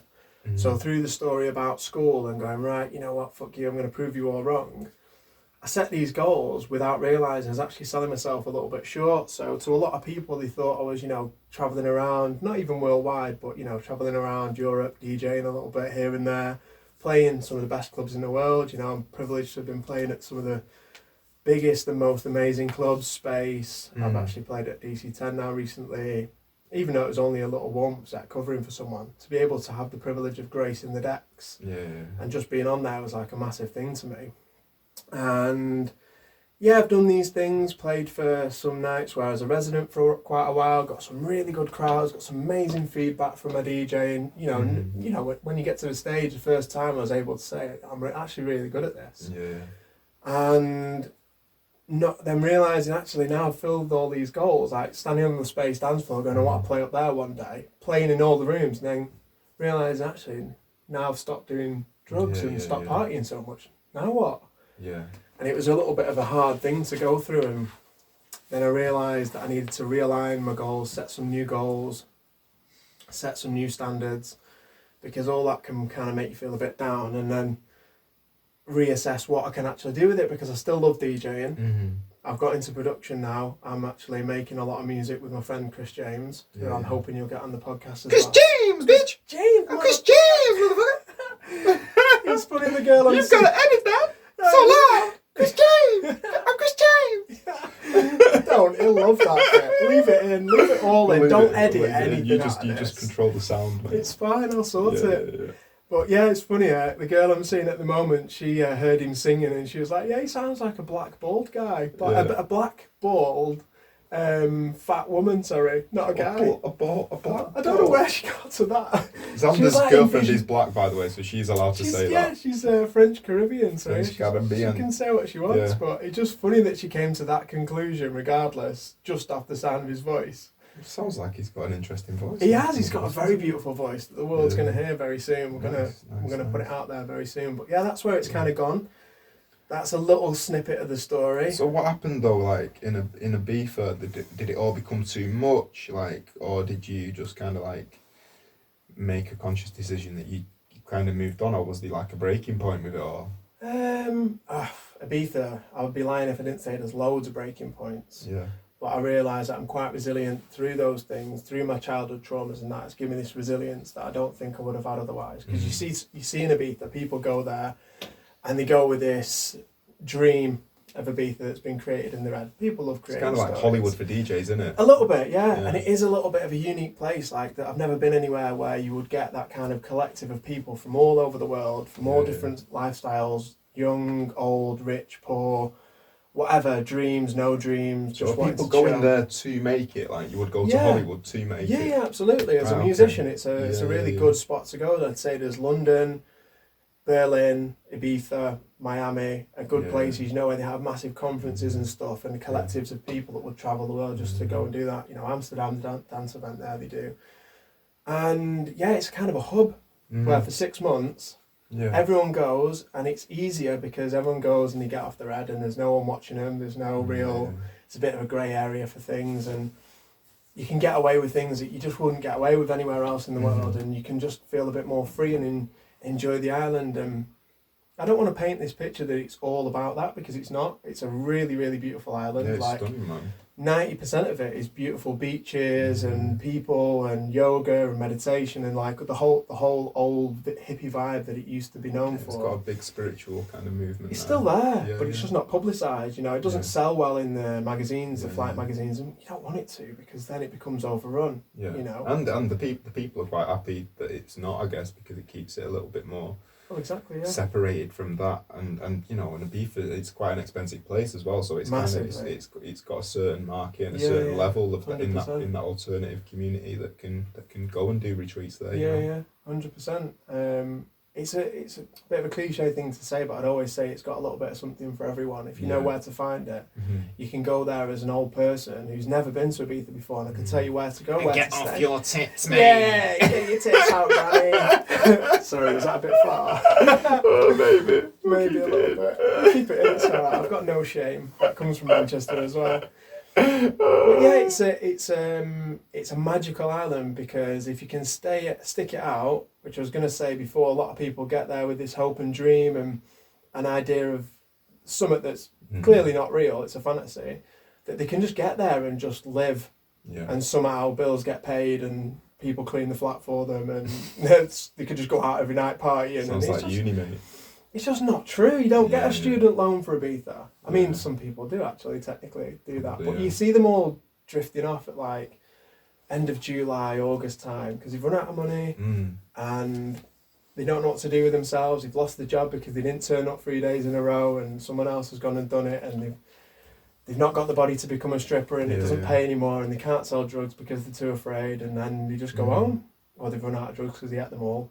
But yeah, that's kind of the thing that people go over with. And if you actually stick it out, you go through those times of when you're in the thick of it. How long were you there for? 6 years. Okay. Yeah. 6 years working. Yeah.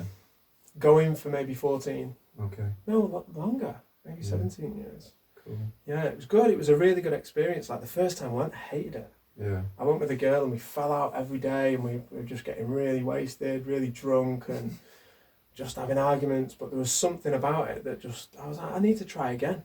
I need to try and figure out what it is that everyone loves. And then slowly but surely I ended up going back and back and back and making connections, like I said, at the after parties and stuff, and getting opportunities, and then DJing a bit and earning money. And I started working for a good friend of mine, Nick Yates. He gave me the opportunity to go over there and work for one of the best clubs in the world, DC10, and work for Paradise, which is a new night that Jamie had started. It's not new now for anyone that knows it.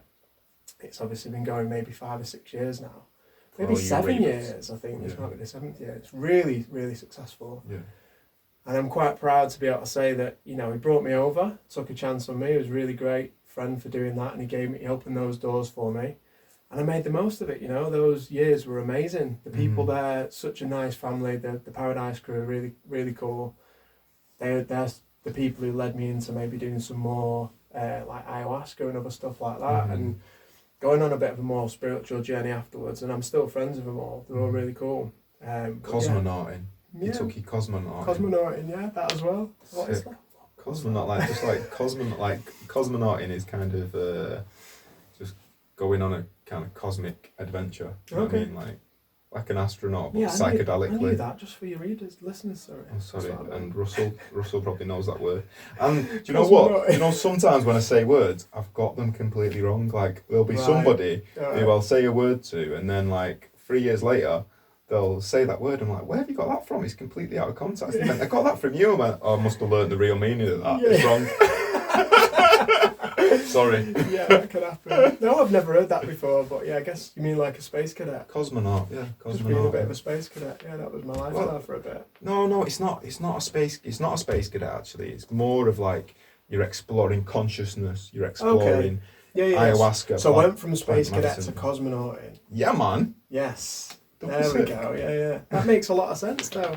Yeah. A lot of people do. And have you found that being in that Ibiza environment, there is a lot of people that get to a point where is there a breaking point and they kind of need to find something else that fulfills them? No, absolutely. Not destroying the body. Yeah. Well, that's what the kind of guys from that crew did, and basically one of them had I think it's his brother or someone has a like a retreat in Peru.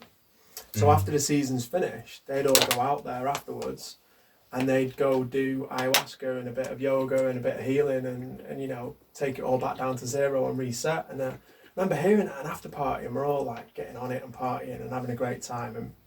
And I just thought, yeah, it sounds good, but not really into it. And then another mate of mine came into my life, and I've been through a little bit of a breakup. My last season in Ibiza was a bit of a nightmare. My dad passed away, spent all my money, fell out with some people there, took way too much cocaine and really like made a mess of it. I still managed to somehow do a really good job of actually doing what I was supposed to do working wise, but yeah, my head was in bits. So I spent all my money and I went back home and I had to reassess everything, and yeah, I lost my point. Fuck. What was I trying to say then? Oh yeah, sorry, right. So I went back home and basically this guy came into my life after I'd lost my girlfriend at the time I'd been with for 2 years, and he was like, oh, actually I'm seeing a lot of your posts and stuff on Facebook and I can see maybe there's a bit of pain, because they were coming through. I wasn't trying to be positive, I was trying to say, you know what, everyone sees me in Ibiza posting these amazing pictures in amazing clubs and often comments about, oh, I wish I'd have your life. But actually it's really tough out there. It's really hard work, and I was working like 4, maybe 5 jobs at one point and doing sometimes 24-hour shifts, doing the main party and then going to the after party. And that's not to complain, it's just to say, like, if you want a good job, you have to take, you know, a bit of respect for it and have a bit of a good work ethic to actually get shit done. I got in trouble loads, but I was working my house off as well, so I was able to make ends meet and make it work. But he came back to me after seeing these statuses and said, look, you seem like you're going through a lot. Have you ever heard of ayahuasca? So obviously through the after parties and stuff, I was like, yeah, you know what? You know, I've heard about it through this and that, through the guys there. I was like, yeah, what is it? Like, he's like, well, basically it's going to be this retreat and it's like a really powerful plant medicine and it can change your life. It's changed my life. and I think it's perfect time for you. And I was just like, yeah. I didn't even question it. I remember the Yeah. moment, I'd done a bit of healing by that point. So you was open like spiritually a little Yeah. bit already. Yeah, exactly, yeah. I was in London, I was already a bit more open to it. I was still kind of working for the guys, doing some stuff in London, but not the party kind of vibes, a little bit less, more production stuff. Working in a bar, and I was just like, yeah, this is the right time. As soon as he said it, I didn't even question it. Yeah. Like I'd normally do some research into something like that and, you know, be a little bit more like, oh, I'm going to ask this friend, ask that friend. But no, something inside me was like, yes. And I think people don't realise, if they don't know anything about it, that's when the journey starts. Yeah. Maybe even before. As soon as I heard about it, that was when the journey started. You know, someone had planted the seed and it was just slowly growing. And then by that time I was there, I was ready. And wow, that was an experience. And that was a cleansing. And that, it wasn't so much because it was a breaking point. It was just a real need for healing subconsciously and, you know, actually being able to work through my shit and face my shit instead of just going out to Ibiza and avoiding everything for a bit, 6 months every year. Yeah. But yeah. Then it just perpetually would get worse. And Yeah. Ibiza was amazing. I had an amazing position. And I'm always looking back thinking I'm blessed, and I still, you know, actually enjoy some of the benefits of that through the connections that I've got, and I end up in positions where people, you know, I've spoke saying, you know, they love to be in those positions, and I love it, and I'm grateful for it. And it's amazing, but I don't really find that connection to it anymore. Yeah. I'm moving forward with my life now, and as great as it was, there wasn't really much movement for me to climb the ladder as such in that role. There wasn't anything of mine that I owned the memories, I owned the you know, the lifestyle that I was having, but I wasn't really enjoying the business side of it. Yeah. And like you were saying before, I've never really been one for 9 to 5. I've done it, so I know what it's like, and I was good at some of the jobs that I did. I've had some amazing jobs, but never stayed at them. I could never hold one down because I'd just get bored. And I'd just start rebelling, and I'd just find that childlike nature coming out in me again, just, you know, subconsciously maybe, just searching for an exit without actually meaning to, like pretending I wanted the job, fucking it all up, like causing a scene, doing something daft, getting drunk, and then making a scene or something, and then being like, oh no, don't need to be here anymore, and then not turning up the next day or getting sacked or whatever it might have been. And yeah, it's led me to a great place. Like, it's all, I don't believe that things are meant to be. Like, I don't believe that, you know, things happen for a reason. I've got a twist on that, saying I think that things happen and you can empower yourself by you giving them the reason, rather than, you know, just thinking I could lie in bed all day and things are going to happen for a reason. Exactly, it's just logically not possible, you know. Because you can't just, you know, you manifest, but then you've got to take action as well. Yeah, exactly. To make them things. Yeah, and could have gone either way. Like, I had to buy these microphones to do the podcast. They would have been shit without microphones. Yeah, it wouldn't have been the best. Definitely not on that hero free. People have heard us. Not many people. Mind you, microphones will come to me. Microphones will come to me. Ah! Shit, man. That'd be dangerous, wouldn't it? That's only going to work for you like that. For those of you listening, he just hit himself on the head with a microphone. Shut up bothering me for microphone. That'd be quite funny. Just raining microphones. That's not the one I wanted. Sorry, I meant two. Yes. And then you got like this, one of them little amateur boxing hats on, just in case the next one comes. Oh God, you go off on a tangent as much as I do. I feel instantly better. Thanks. But when you was the resistance to letting go of the lifestyle, or did you kind of break it quite cleanly? Well, I mean, you can always try and imagine in your head that it was clean, but actually, if you look back on it honestly, then you probably see that there was a lot of build up to it. Yeah. So it felt like it was clean. Like I felt like I just went vegan overnight, but actually, the story is that I experimented with different diets for a bit first, and then found a video that changed me to veganism. But it was a process of about 4 or 5 years of experiment with health and stuff first. Yeah.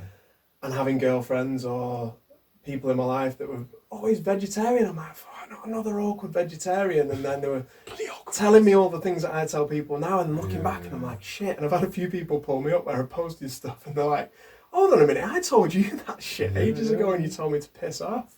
Oh, probably people are probably telling you to piss off. It's fine. It's all right. Yeah, it's fine. They should feel like that. Should feel amazing for them. You know, like and you do learn a lot when you. Like a partner I had, and she taught me a lot. She kind of started that ball rolling, just went in her house, and she had like milk that wasn't from a cow. I was like, what is it? Would you not remember Dave Carpenter was a vegan? Vegetarian in school. See, I don't remember that. No, yeah. no. And we used to always give him digs and stuff and have a little bit of a go at him about being a vegetarian at least. I just remember Hannah Mason. She was a vegetarian. I remember Hannah. She's nice. I just thought they were weird. Yeah. Thought it was weird. I went out with Hannah for a little bit, and then how did I not know she was vegetarian? She's just feeding you mushrooms constantly. I can't remember. Just giving you plates of raw mushrooms. We were too busy watching Eddie Izzard and laughing about it because it was funny. I remember she was massively into Blur. And Eddie Izzard. Blur fan. We used to just quote Eddie Izzard all the time. Right. Yeah, cake or death, sir. I'll have the cake, please. I don't know it. I've not seen it. I'm sorry, Mr. Hitler. We're all out of cake. So my choice is or death. Something like that. I could keep going, but it makes sense for many people. You think like until you change, you think what you do is right. You know, and when you brought up in that kind of thing, like. My mum and my dad didn't know any better. No. Like, they weren't. Oh, no, my parents, exactly, yeah. I still, like, imagine if I'd had a choice or something. But would it have made you who you are now? Of course not, and your story's not the same, is it? So it's kind of, it's empowering to think that, you know, kind of, if I was to have kids one day, that they would have this, better start. You know, if they wanted to start eating meat when they're 18, at least I've not already made that choice for them. But would you let that? How would you go about that? It's actually a bit of a tangent again, but how would you approach that? What, like, them eating meat? Yeah, when they're younger, like, what would you do? Because I feel like I would let them know about even some of the more extreme things that maybe you shouldn't typically show kids. I'd show them a little bit of it within reason, just to help them understand the truth and say, look, this is what happens to the animals. Is that what you want to do or not? And then let them make their own choice. Obviously, at a reasonable age where they can understand it. No, because they won't be eating meat in my house, so while they're living under my roof. You just wouldn't let them know. Do you not think that's... No chance. But do you not think that's like not giving them a choice? That's forcing something that they might then rebel against. I mean, because I know in my rebellious nature, I think if my to me, that's like saying you can smoke in my house. Yeah. Do you know what I mean? I understand, but then when you get to school and stuff, it's going to be difficult. Once they get to 18 and they want to go out and eat meat when they're not in my house, that's fine. Well, what about when they're at school and stuff? Like, all the kids around might still be pressuring them to have meat and stuff. Possibly, and you know, I guess it's kind of like, can you educate your kids well enough to be able to stand up to that, and you know, maybe they will be eating. Maybe it's like, on the snide. People smoking. When we were kids, always smoked without the parents knowing, and maybe I don't know, man. Who knows? An adverse effect, hopefully, you can educate your children enough for that to.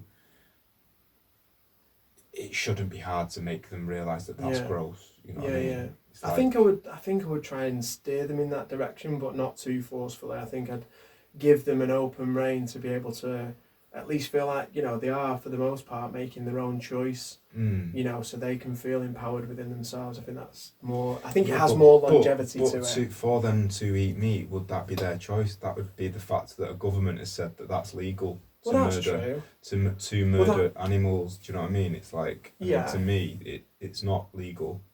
Well, that's what I'm saying. It should be highly illegal. Well, yeah, that's what I'm saying. So I would basically show them what actually happens. Yeah. So I'd be like, this is legal, but this is what actually happened. Yeah, I'd just give them a goat and say, right, okay, if you want to eat it, kill it. Literally kill it. It's called Stephanie. Stephanie the goat. We're not going to kill Stephanie. Oh, well, if you want to go and have a McDonald's, kill her first. All right, I'll be driving the car. We'll go to McDonald's. I'm ready when you are. That's funny. Oh, don't. We can't kill Stephanie, Dad. No, might be a good lesson. Yeah, I guess if you've got space for a goat to do that, Yeah, you might have to go through a few goats. Maybe if you just had a twisted little kid though, and he just carved Stephanie open. He was like, right, okay, Mum, put that on the barbecue. He'd be like, oh no, got that one didn't here. really go as planned. Got one here. No, what's that film? What was that film? It's something about Kevin or the. Oh, Ooh. no, what's it called? The one with I don't Tilda think I've Swinton seen in. it, but yeah, I know It's what you like, mean. oh God, man, don't want one of them kids. Is it like that? There's something about Kevin. Or something. There's not something about it. There's a problem with Kevin. There's something about, and I'm not sure if his name's Kevin or not. His name's definitely Kevin, but I keep thinking about something about Mary, but it's not. It's but Tilda Swinton film, and the kids just like you're like, well, how did some people just born evil? It. I've not seen that. Do you think that's true? I got a very innocent mind in the positive teachings I've embraced, and I think that we're all born neutral, and I think everything we see from that point, like from the minute you open your eyes, I mean even during birth when the baby's developed ears and the sense of hearing and feeling, and it's not even conscious of what it's doing, it's all purely subconscious, it's just in there. You can hear what's going on outside, it can feel the vibrations because we're all made up of vibrations, and it's not clear but it's there, and it can definitely, the baby must be able to sense negative vibrations, if the mother's having some traumas and stuff like that. So that's 100%. That's when the baby feels the most. That's when the baby develops the most. It's educated the most. It's influenced by its outside world the most. Yeah. So that's why they don't start evil. That's where the evil starts to infiltrate them. I don't know. Like my mate's one of my best friends is in prison, and he tells me stories about some of the guys that when he was in a category A prison, he was just like these. So many of them, he said, they're just not wired right, and when you hear some of the stories about what people can do, I know there's a lot of horrific things that happen to people, but I also think some people are wired wrong. Yeah, I definitely think there's some kind of psychosis and things out there where people have different chemical makeups that make them like completely out of control, but I mean, I don't mean those people. I don't want to just discount them, because that again is not really their fault that they were wired wrong. Maybe their mum was taking some kind of drug when they were younger that made them that way. Or... It's like paedophiles, man. Like when Louis Theroux did that documentary, the paedophile was like, this is what I am, this is my sexuality, I don't want it, I know that it's not acceptable in society, can you please castrate me? The guy, I was on Louis Theroux's thing, and you're just like, wow, you kind of, you don't just go, do you know what, I think I'll try paedophilia. It's not something you're just trying to It's like your sexuality, you don't go, I'm going to go down to church and then I'm going to go do paedophilia. There's certain things that some people are that you can't be in society, I'm afraid, you know what I mean? It's like... But do you think that's come from something, like, do you not think that guy, maybe he's not telling you something that's there, that maybe he got abused as a child? There's probably something that's happened to him when he was born. It's like the church, why is there so much paedophilia in that world? Because it's wired into the system, though. That supports what I'm saying. It's wired into that system. It happens to them. Then they repeat it. Repetitive cycles. And the sexually repressed, like. Yeah. Well, I agree with that. Can't have sex with women, but have a play with boys. But not at age of not of age boys. Yeah. Make sure they're underage, like 12 maybe. Sorry guys, we're gonna do a nice little jingle here to get the feedback.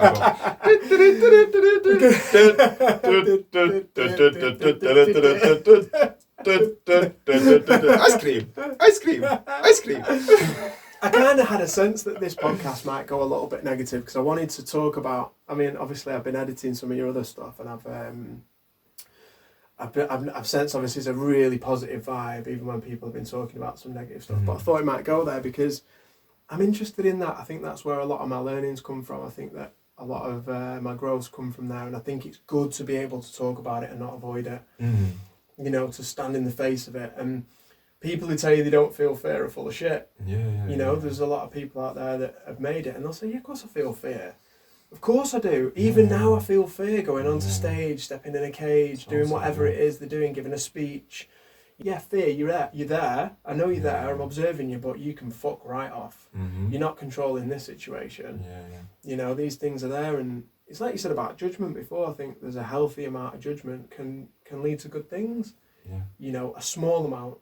You know, everything has its benefits. If no one judged me in my life for going out and getting fucked in Ibiza, then at some point I'd probably still be doing it. You know, I needed someone to go, that's probably not the best way to live. You know? But you had to feel that in you as well to go, of actually, course. that does resonate with me, maybe I should stop.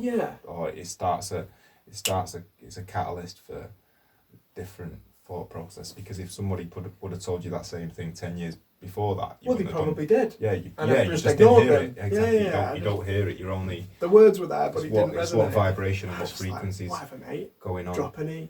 Exactly. See you later. But that's the thing that I talk about in my book, is like, I'm open to the fact that I had a lot of trauma and I fucked up a lot of things. I misbehaved a lot. And I'm more than willing to still stand up and say I've still not got it. I'm not saying I'm a prophet, or I'm not saying I'm a guru. And I tell all my students, I'm like, come to my classes, but please go and study other people. Please go to other people's classes as well, because it's super important, because you might even go to someone's class that you don't like, but they'll trigger something in you that will teach you something.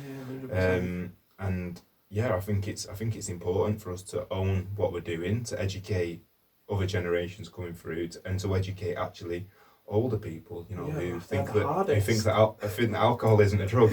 The hardest people to educate, in my experience, have been older people. Once you've been burnt a certain amount of time, some people they're just so jaded now by life that they're not so open to advice from someone that's firstly a bit younger than them, with not as much experience, quote unquote, just because they're older. They think they have more experience and more valuable experience, and they've actually got into the mindset that they cannot change. And the people who show the least change, and the first thing that I would ever say to anybody that is interested and talking the words of healing and asking for help, is stop saying can't. Stop saying that word, because that is the biggest bullshit word we've invented. Cannot applies to very few things in comparison to what we actually think it applies to. Can't is just for people who want an excuse to keep doing what they're doing. And I try and educate people, or at least plant the seed to maybe. And this is something that one of my friends in London, he was going through a lot of stuff. But on the outside, he always seemed so happy. And I remember coming out of the club and I was like, mate, how are you always so happy and full of this energy? And he was like, I just live life for the experiences. Like, I try and live in the moment, and I just, I try and experience as many things as I can. And one of the big things that changed his life was just changing the words that he uses. He said, change your words, change your world. And it really resonated with me. I was like, wow, that's a really pivotal moment for me. And I was like, wow, okay, I'm outside a club, been in fabric for 24 hours, a bit off my head, going back to get changed and go back because it was the fabric birthday thing. I was like, wow, that's really insightful, that's amazing. Like, and I just the fact you remember it shows you how poignant it is. Yeah, and it's so key, but it's not like change these huge words, like, that you can't spell. It's about changing the little words that you... Xylophone. No, don't change that, that's all right. Xylophone will always be a xylophone. You xylophone. Yeah, unless you're getting into quantum physics, I think it's always going to be a xylophone. But change can't, change don't, change won't. People, the first thing that people say to me, and I get a bit annoying with it, and I can see I'm pissing people off, and that's what I kind of want to do. The childlike energy in me wants to poke people a little bit to make them think. That's just my method. And I'll poke them with it. I'll be like, you don't need to. You just don't want to. They'll say, I can't do this, or I need this. I'm like, no, you don't want to do it, or you do want that thing. It's not like you don't need anything. You need water, a good amount of food, exercise. Even exercise, you don't need it. You can fester in bed and still live your life. You need food, water, and that's it, really, air to breathe. And people are like, oh, I need this, I need that. And you're like, what? You don't need a new purse. You don't need a new car, mate. Just want it. Speak the truth. You know, if you're wondering why people are lying to you, Yeah. what the energy you give, the law of attraction, the words you give out to other people, is the focal point of the energy you're giving out. Yeah. You know, your thoughts transmuted into this energy that's coming out in words that is negative before you've even got to the negative point, you know, and you don't even realise it. And it's trying to find where them words come from, where those negative words have been birthed, or negative thought processes on stuff that's holding you back, to find out where that originated from, which is a massive task in itself. It's like finding a needle in a haystack. But people do it, and it can be done. It just takes a massive amount of self-inquiry. It takes time, it takes authenticity, it takes patience. People want it. They're like, I want to be healed in one conversation. It's like, no, I'm sorry, it doesn't. Even with the best advice in the world, it takes longer than that, because you need to hear the advice that I'm telling you. Yeah. Or dealer to healer in the book, when you read it, like the advice there might not resonate with everyone, but it's useful. And it might take that, plus me, plus X number of other people to keep reinforcing that same statement in their own words in different ways that sounds completely different but means the same thing and leads to the same goal, for them to actually go, oh shit, actually, and then they'll go, fucking hell, I read that in Dealer to Healer, actually, years ago. Yeah. But it never resonated with me. Exactly. And it makes sense. Yeah, things resonate differently at different times in your life. Like, just even movies, man. Like, like, we talked about it yesterday. Yeah, when I watched that, it didn't kind of make any sense, and now I've watched it 10 years later, I'm like, whoa. Yeah. Or anything by Stanley Kubrick, you're just like, no, it still doesn't really make sense. It's amazing, but it doesn't make any sense. Someone dissect this for me. Yeah, someone else help, please. But yeah, just gotta stay on the path, and not necessarily stay positive. Like, just stay open and honest. Yeah. With an aim to be positive. Yeah, kind of to be, I don't know really. To stay positive, to give out good energy, to, you know, knowing that once you're giving out good energy will come back to you. That's that's proven in science, proven physics. It's not even it's not even a spiritual mantra. It's just no. But spiritual, like the yogis and stuff, they're not bothered when science proves stuff that they've been talking about for 2,000 years. The yogis are. Yes, I know. Yeah. I love your impressions. It's fine. They're not interested. They're not like, okay, thanks, scientist. You've just worked on that. You've just worked on that for 25 years when I already knew it. We already knew, just by having faith. Could have just asked me. Yeah, I think that's maybe where faith gets lost these days, is because people are so reliant on science to prove or disprove something, when actually it's a very rocky road, science. If you know how studies are actually done, there's a lot of bias, there's a lot of manipulation, there's a lot of industry funding, there's a lot of like ulterior motives. There's a lot of great science out there, and it's, you know, when it's done properly, it's hard to, you know, argue with. But there's so many factors that go into everything, and there's certain things that you can't have, you know, a placebo group for. You know, it's just not possible to be able to test it for that reason. So there's a lot of stuff out there, and it's so confusing. It's hard for people. I understand it from both sides of the coin, you know. Totally, yeah. But I think if you can just sit back and feel something in your heart, and does this feel right? Does this make sense? And, you know, people ask me about stuff. You know, there's a little bit out there, like, you know, psychics or channeling or kind of like people having ethereal birthings or stuff, and I'm like, you know, you not believing that is like me turning up somewhere with a light bulb 300 years ago.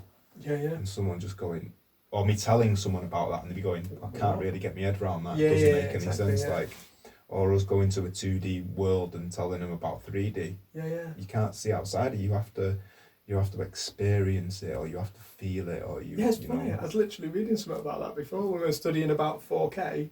And there's some guy, and he must have been an old article, and I just didn't realise. And he's going, 4K is just a myth. The whole article was about 4K being a myth. Right. And I was like, oh, right, okay, it must be an old article, because he's really going into depth. Like, all the TVs are not 4K, and it's bullshit, and it's like, well, everything's 4K a few years later. Yeah. And that's even like substandard now. You got 8K and all this other shit, and it's like, well, they were onto something. I think the last time I had a TV, it was like No, everyone else's. When last time I had a proper TV was everyone else's TVs were like HD ready, and I had an old TV, and I was just like, all I'd do when I went round to people's houses, going, "Is that ready?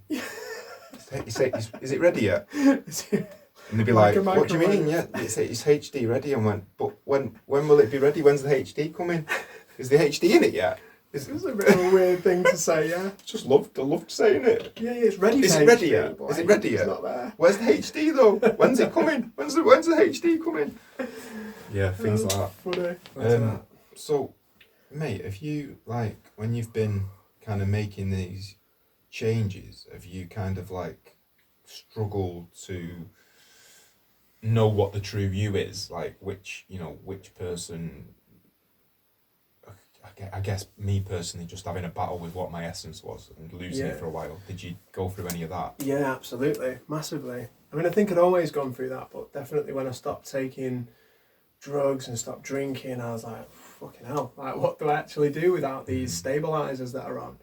Like, I realised that they are just a crutch for society.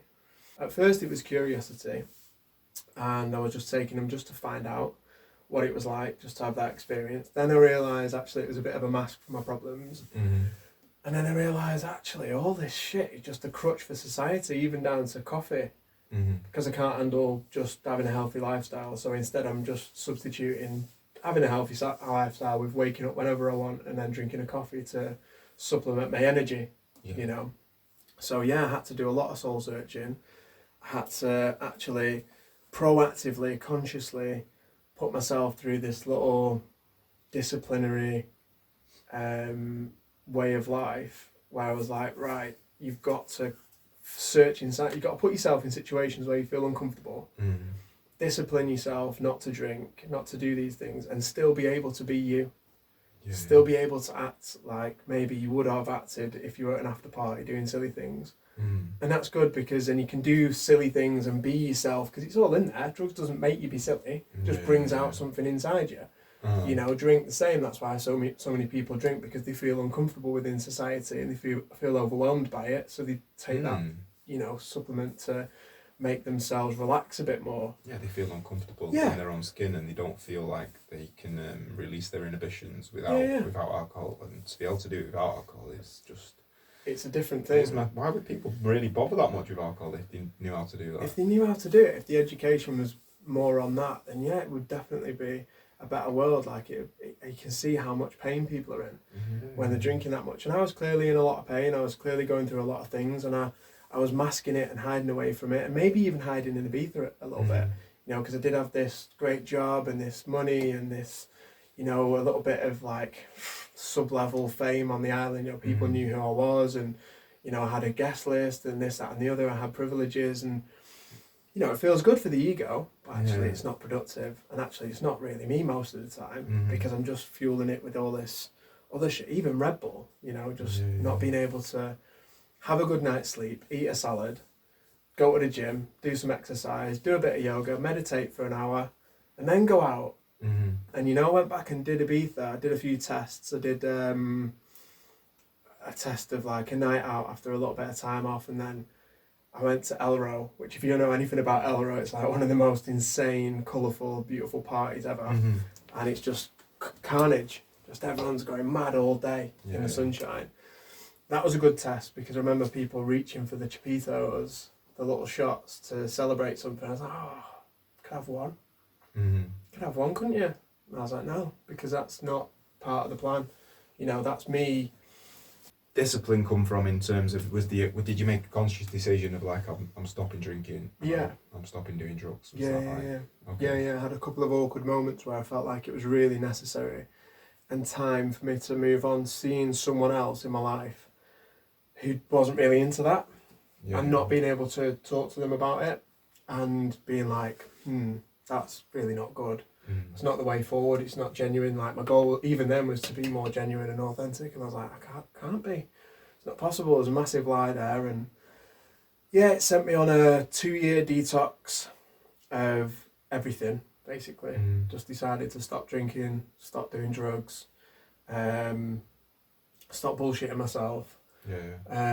Even no sex. just to kind of heal in a different way, because I'd always gone from, you know, one relationship to maybe another, just to kind of mask having to heal properly. Not really looking for it, but if it came along, just going, yeah, okay, without realising it wasn't really helping me grow.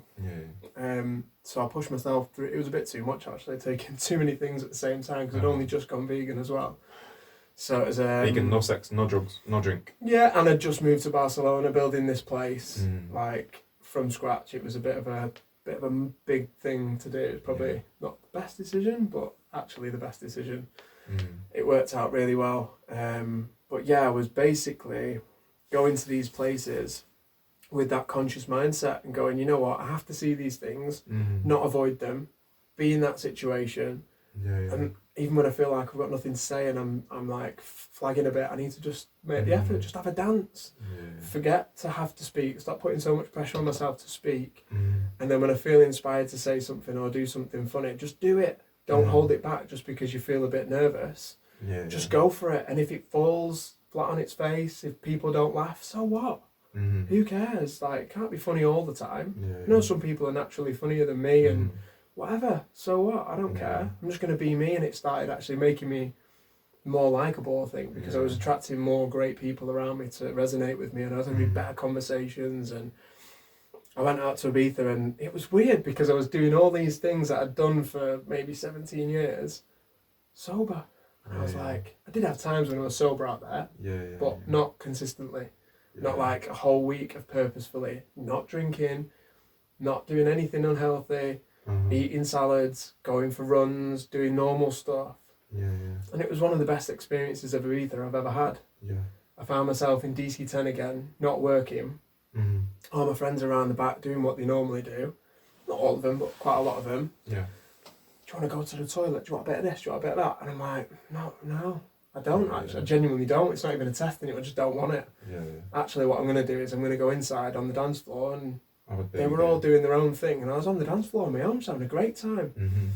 Actually engaging with the DJ again, actually listening to the music, actually just enjoying the vibe of the crowd and seeing people and observing and, you know, really moving and having a proper dance.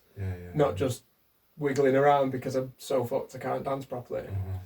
It was all genuine and authentic, and it felt like a completely different experience of doing the same things again. And but that's the most beautiful and difficult test, is to go back to your environment that is in some way been destructive, and to be able to be there and be the new you and be able to own that. Like sometimes for some people, like with big drug and alcohol problems, they can't go into them spaces. That's fair enough. But people who talk to me, they're like, I need to get away from Manchester. When I'm in Manchester or in whatever place it is, I'm around my friends, and all it's about is getting fucked and doing coke. And I'm like, okay, that's cool. You can take yourself away for a bit, but for a time, but why not come back and own that? And because they're scared of losing their friends. Absolutely. And you actually, once you stop doing them things, you kind of realise who your real friends are anyway. Absolutely, that as well, Because a lot of your friendships are... Stop phoning you. Exactly, a lot of your friendships are based around that, you know. And I know even now a lot of my old friends find it difficult to be around me in some respects, because they know that I'm not going to be drinking. And when I first started not drinking, it made so many people feel uncomfortable, and I wasn't saying anything. I was just like, I'm not drinking. But why are you not drinking? Why are you not drinking? It makes me feel so uncomfortable. So really uncomfortable. Sometimes I just go on, have a drink. Go on, have one. Mate, no. Yeah. I'll have a fake water shot to just join in. But in our culture, it's kind of expected of you to drink. It is a weird dynamic, that though, that they're the ones who feel uncomfortable, not you in the end. Yeah, because it's bringing up stuff for them, obviously. Otherwise they wouldn't. Yeah. Or in a club, and I'll pull out a packet of peanuts or something, and they'll be like, "Oh, what are you doing there?" And 10 minutes later, I've got a couple of peanuts there, mate. You ever managed to get someone to snort you mad a peanut? cunt, you brought some peanuts in. Yeah. Actually, funny Snort you should a say peanut. that. At some point, we convinced this guy outside Whips in Ibiza to snort a pistachio because he was giving it the big and about had you having loads of chopped it up, drugs and though? stuff. Yeah, we chopped it up, and I was like, "Mate, this is all the rage, sniff that," and he did. I give someone a £5 once to snort a line of wasabi peanut dust. Oh wow! And he snorted a fat line of it. This lad. How much did you give him? It was a fat line. No, It was how much money? Oh, it was only a fiver. Just a fiver, sorry. Yeah, and he snorted it, and then he got up. He saw his face like kind of explode, and then he just ran off and went and got in his car and drove home. And come back. We saw him the next day. I was like, "How was that?" He went, I couldn't feel my face for so long. That's brilliant. Why did I never do that to someone? We should do it. You should do it. Probably shouldn't do it. Yeah, you can see I'm not completely healed. I've still got a mischievous mind in there that wants to do naughty stuff. No, but it's great. Like like the Buddhas, not the Buddhas. What the are they Buddhas called? used to sniff. No. But you know, Right. like the Buddhists, when you see the monks, they're mischievous. The boys, they stay. That's true, actually. They stay having fun. Like the Dalai Lama's always like cracking jokes and being mischievous, and that's kind of what we forget. Like that's the beauty and the innocence of like trying to keep the inner child strong in yourself. Yeah, some people are really afraid of it. Actually, yeah. I know that some people think that is what caused the problems. No. That's not what caused the problems. Other influences caused the problems. Your lack of discipline or willpower caused the problems. Your lack of control and wanting to do things that were not very productive or soul-filling. Mm-hmm. You know, maybe you didn't have a positive role model around, or you're hanging around with the wrong people, or maybe you had you were lacking some purpose in your life. That seems to be the big thing these days. All the way through all of that stuff, don't lose your sense of humour. Yeah. Just keep that sense of humour. That's one of the best things. That's what I'm attracted to in people. People who make me laugh. Really make me laugh are quite rare. Yeah, laughter's like such a medicine and it's a healing. Like people's laughter can heal you. So like it can lift you. It can change your own mood. You know, and then if it can make you laugh as well. Yeah. Like some people just like Eddie Murphy, man. Oh yeah, his laugh's amazing. His laugh. People laugh at his laugh, so he laughs more. Jimmy and people Carr laugh as well. more. Yeah. Jimmy Carr's funny. Yeah. Same. And it's an incredible thing. But yeah, we do sometimes get on this spiritual path and think we can't. Everything's got to be spiritual. Yeah, you think you've got to be super serious, unenjoyable. All of a sudden. Yeah. Got to be dead stiff and meditating, and I'm going to be serious afterwards, and I'm going to eat my porridge consciously. Yeah. Really slowly. You basically all day just my meditate. stomach doesn't have teeth, so I'm going to chew. Each mouthful for 4.5 minutes. Dinner last night took me 3.5 hours. I didn't smile once. No. This is a fun-free zone. No fun. Just serious spiritual work. Next level, bro. Yes, mate. Well, what's going on now? What's next for Zander Stewart? Well, to be going on. First thing is to hopefully educate you to say my name Zander more often instead of Alex.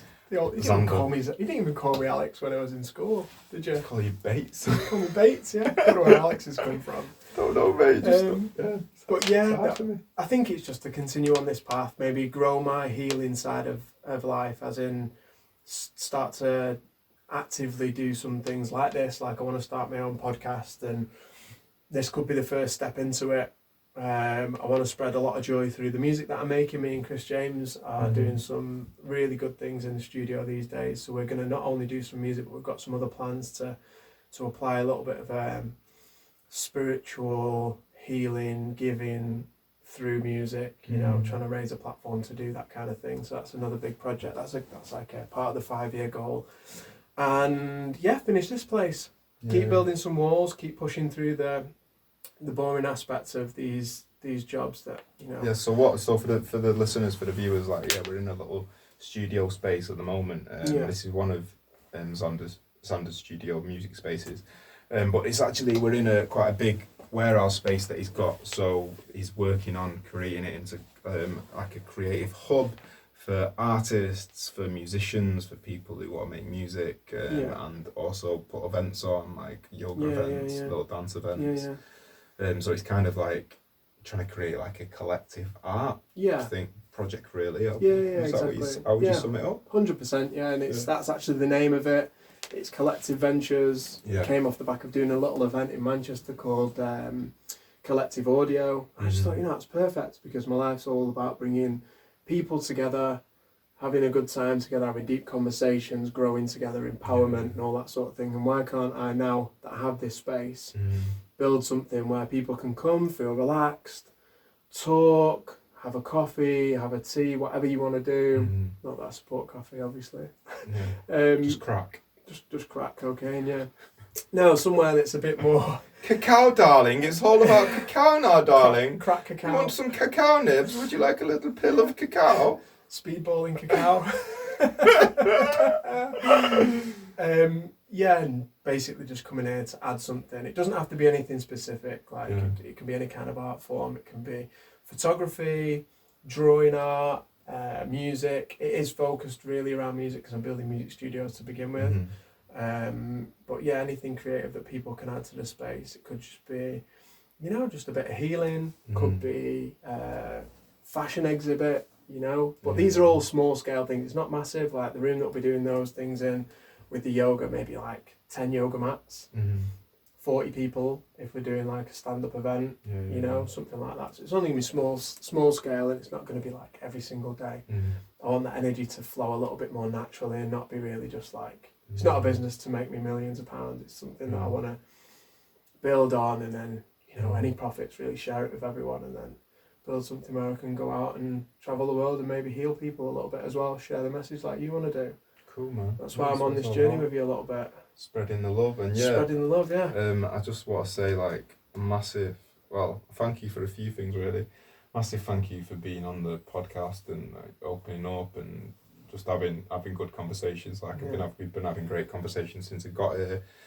For those of you who don't know, me and Zander went to school, and then we weren't like big mates at school. No, we knew each other, and we kind of mingled a few things here and there, but we weren't like big time mates. And then we'd both gone on our separate paths, and then probably like 3 or 4 years ago, we seen just in passing, and then I went to see a psychic and I've started doing my book and being proactive about doing my book. And this psychic was like, there's an Alex going to come back into your life, and I thought it was going to be this Alex from university or this other Alex. You didn't, like, even though you were an Alex to me, it wasn't you didn't come into my consciousness of when I was reading back over the notes of things that I took, your name didn't come up. And anyway, then how did we get in touch about you editing the podcast? What was it? That's a question I can't remember how. Maybe it was maybe we connected on Instagram and we started chatting. Yeah, I was following you on Instagram. Yeah, and then you offered to, if there's anything you could do with the podcast to help. That's right. Yeah. And I was like, mate, that'd be an epic help. So Zander's been mastering all the podcasts to make them sound good. He's put the music together at the beginning of the podcast, which I'm so over the moon about. He like puts you in that perfect mood for me to start the podcast on an upbeat, positive note, and it really fit. Perfectly placed it, and just the way you've been, studiously made everything sound good. And we have had some major sound issues, and I know that's my fault. I say full responsibility, but just like massive thank you for all your help and for allowing me into your space, man, and doing what you're good at. You've connected me with a lot of cool people that I'm going to have on my podcast that have got interesting stories, that are going through healing, that have been in the music industry. Some of them are like quite famous, and we're going to keep interviewing them, keep telling people that it's okay to go through trauma, it's okay to be fucked up, and there's support out there for you to get unfucked. Yeah, unfuck yourself. Get yourself unfucked right here, okay? We're going to unfuck you. Thank you, mate. That was really nice. Yeah, it's absolutely my pleasure. Yes, honestly, it's been a pleasure having you here. You obviously a very motivational, inspiring person, and to be a part of your journey with this, for you to say yes as well, I thank you for that, mate, because it's actually, I really enjoy editing the podcast. I get a little insight into what's going on, I get a little preview of it, and they've had some amazing guests. I'm really proud of everything you've done. Thank you, brother. Like your healing journey, I can resonate with a lot. Obviously, you're really well spoken, you've achieved a lot of stuff, and I think this podcast is going to be massive. Yeah, man. Yeah, man. It's going to be massive next year. Booyah! Booyah! Sorry, I just stole you. Welcome. Double booyah. So booyah is my thing. I'm going to take my glasses off because I look more beautiful without them on. Yeah. You YouTube You're a listeners. beautiful man anyway. Come on, it's about time someone told you that. It might have been said once or twice. Yeah. So, yes, thank you. That's Dealer's Healer podcast, man. Thank you very, very much for being on the show. No worries, thank you. It's my Appreciate it. pleasure. Can I just quickly explain that actually, while I'm sat here now in your intros and outros, it looks a bit weird because I'm leaving you to do it for the audio listeners. Yeah. I need to be silent, so I'm going to leave you. I'm going to bow Okay. out and leave you to it. Double Thanks take. again. Nice Double one, take man. is sick. Just turn That that off pace. then. Have a beautiful, beautiful, beautiful rest of your year, my friend.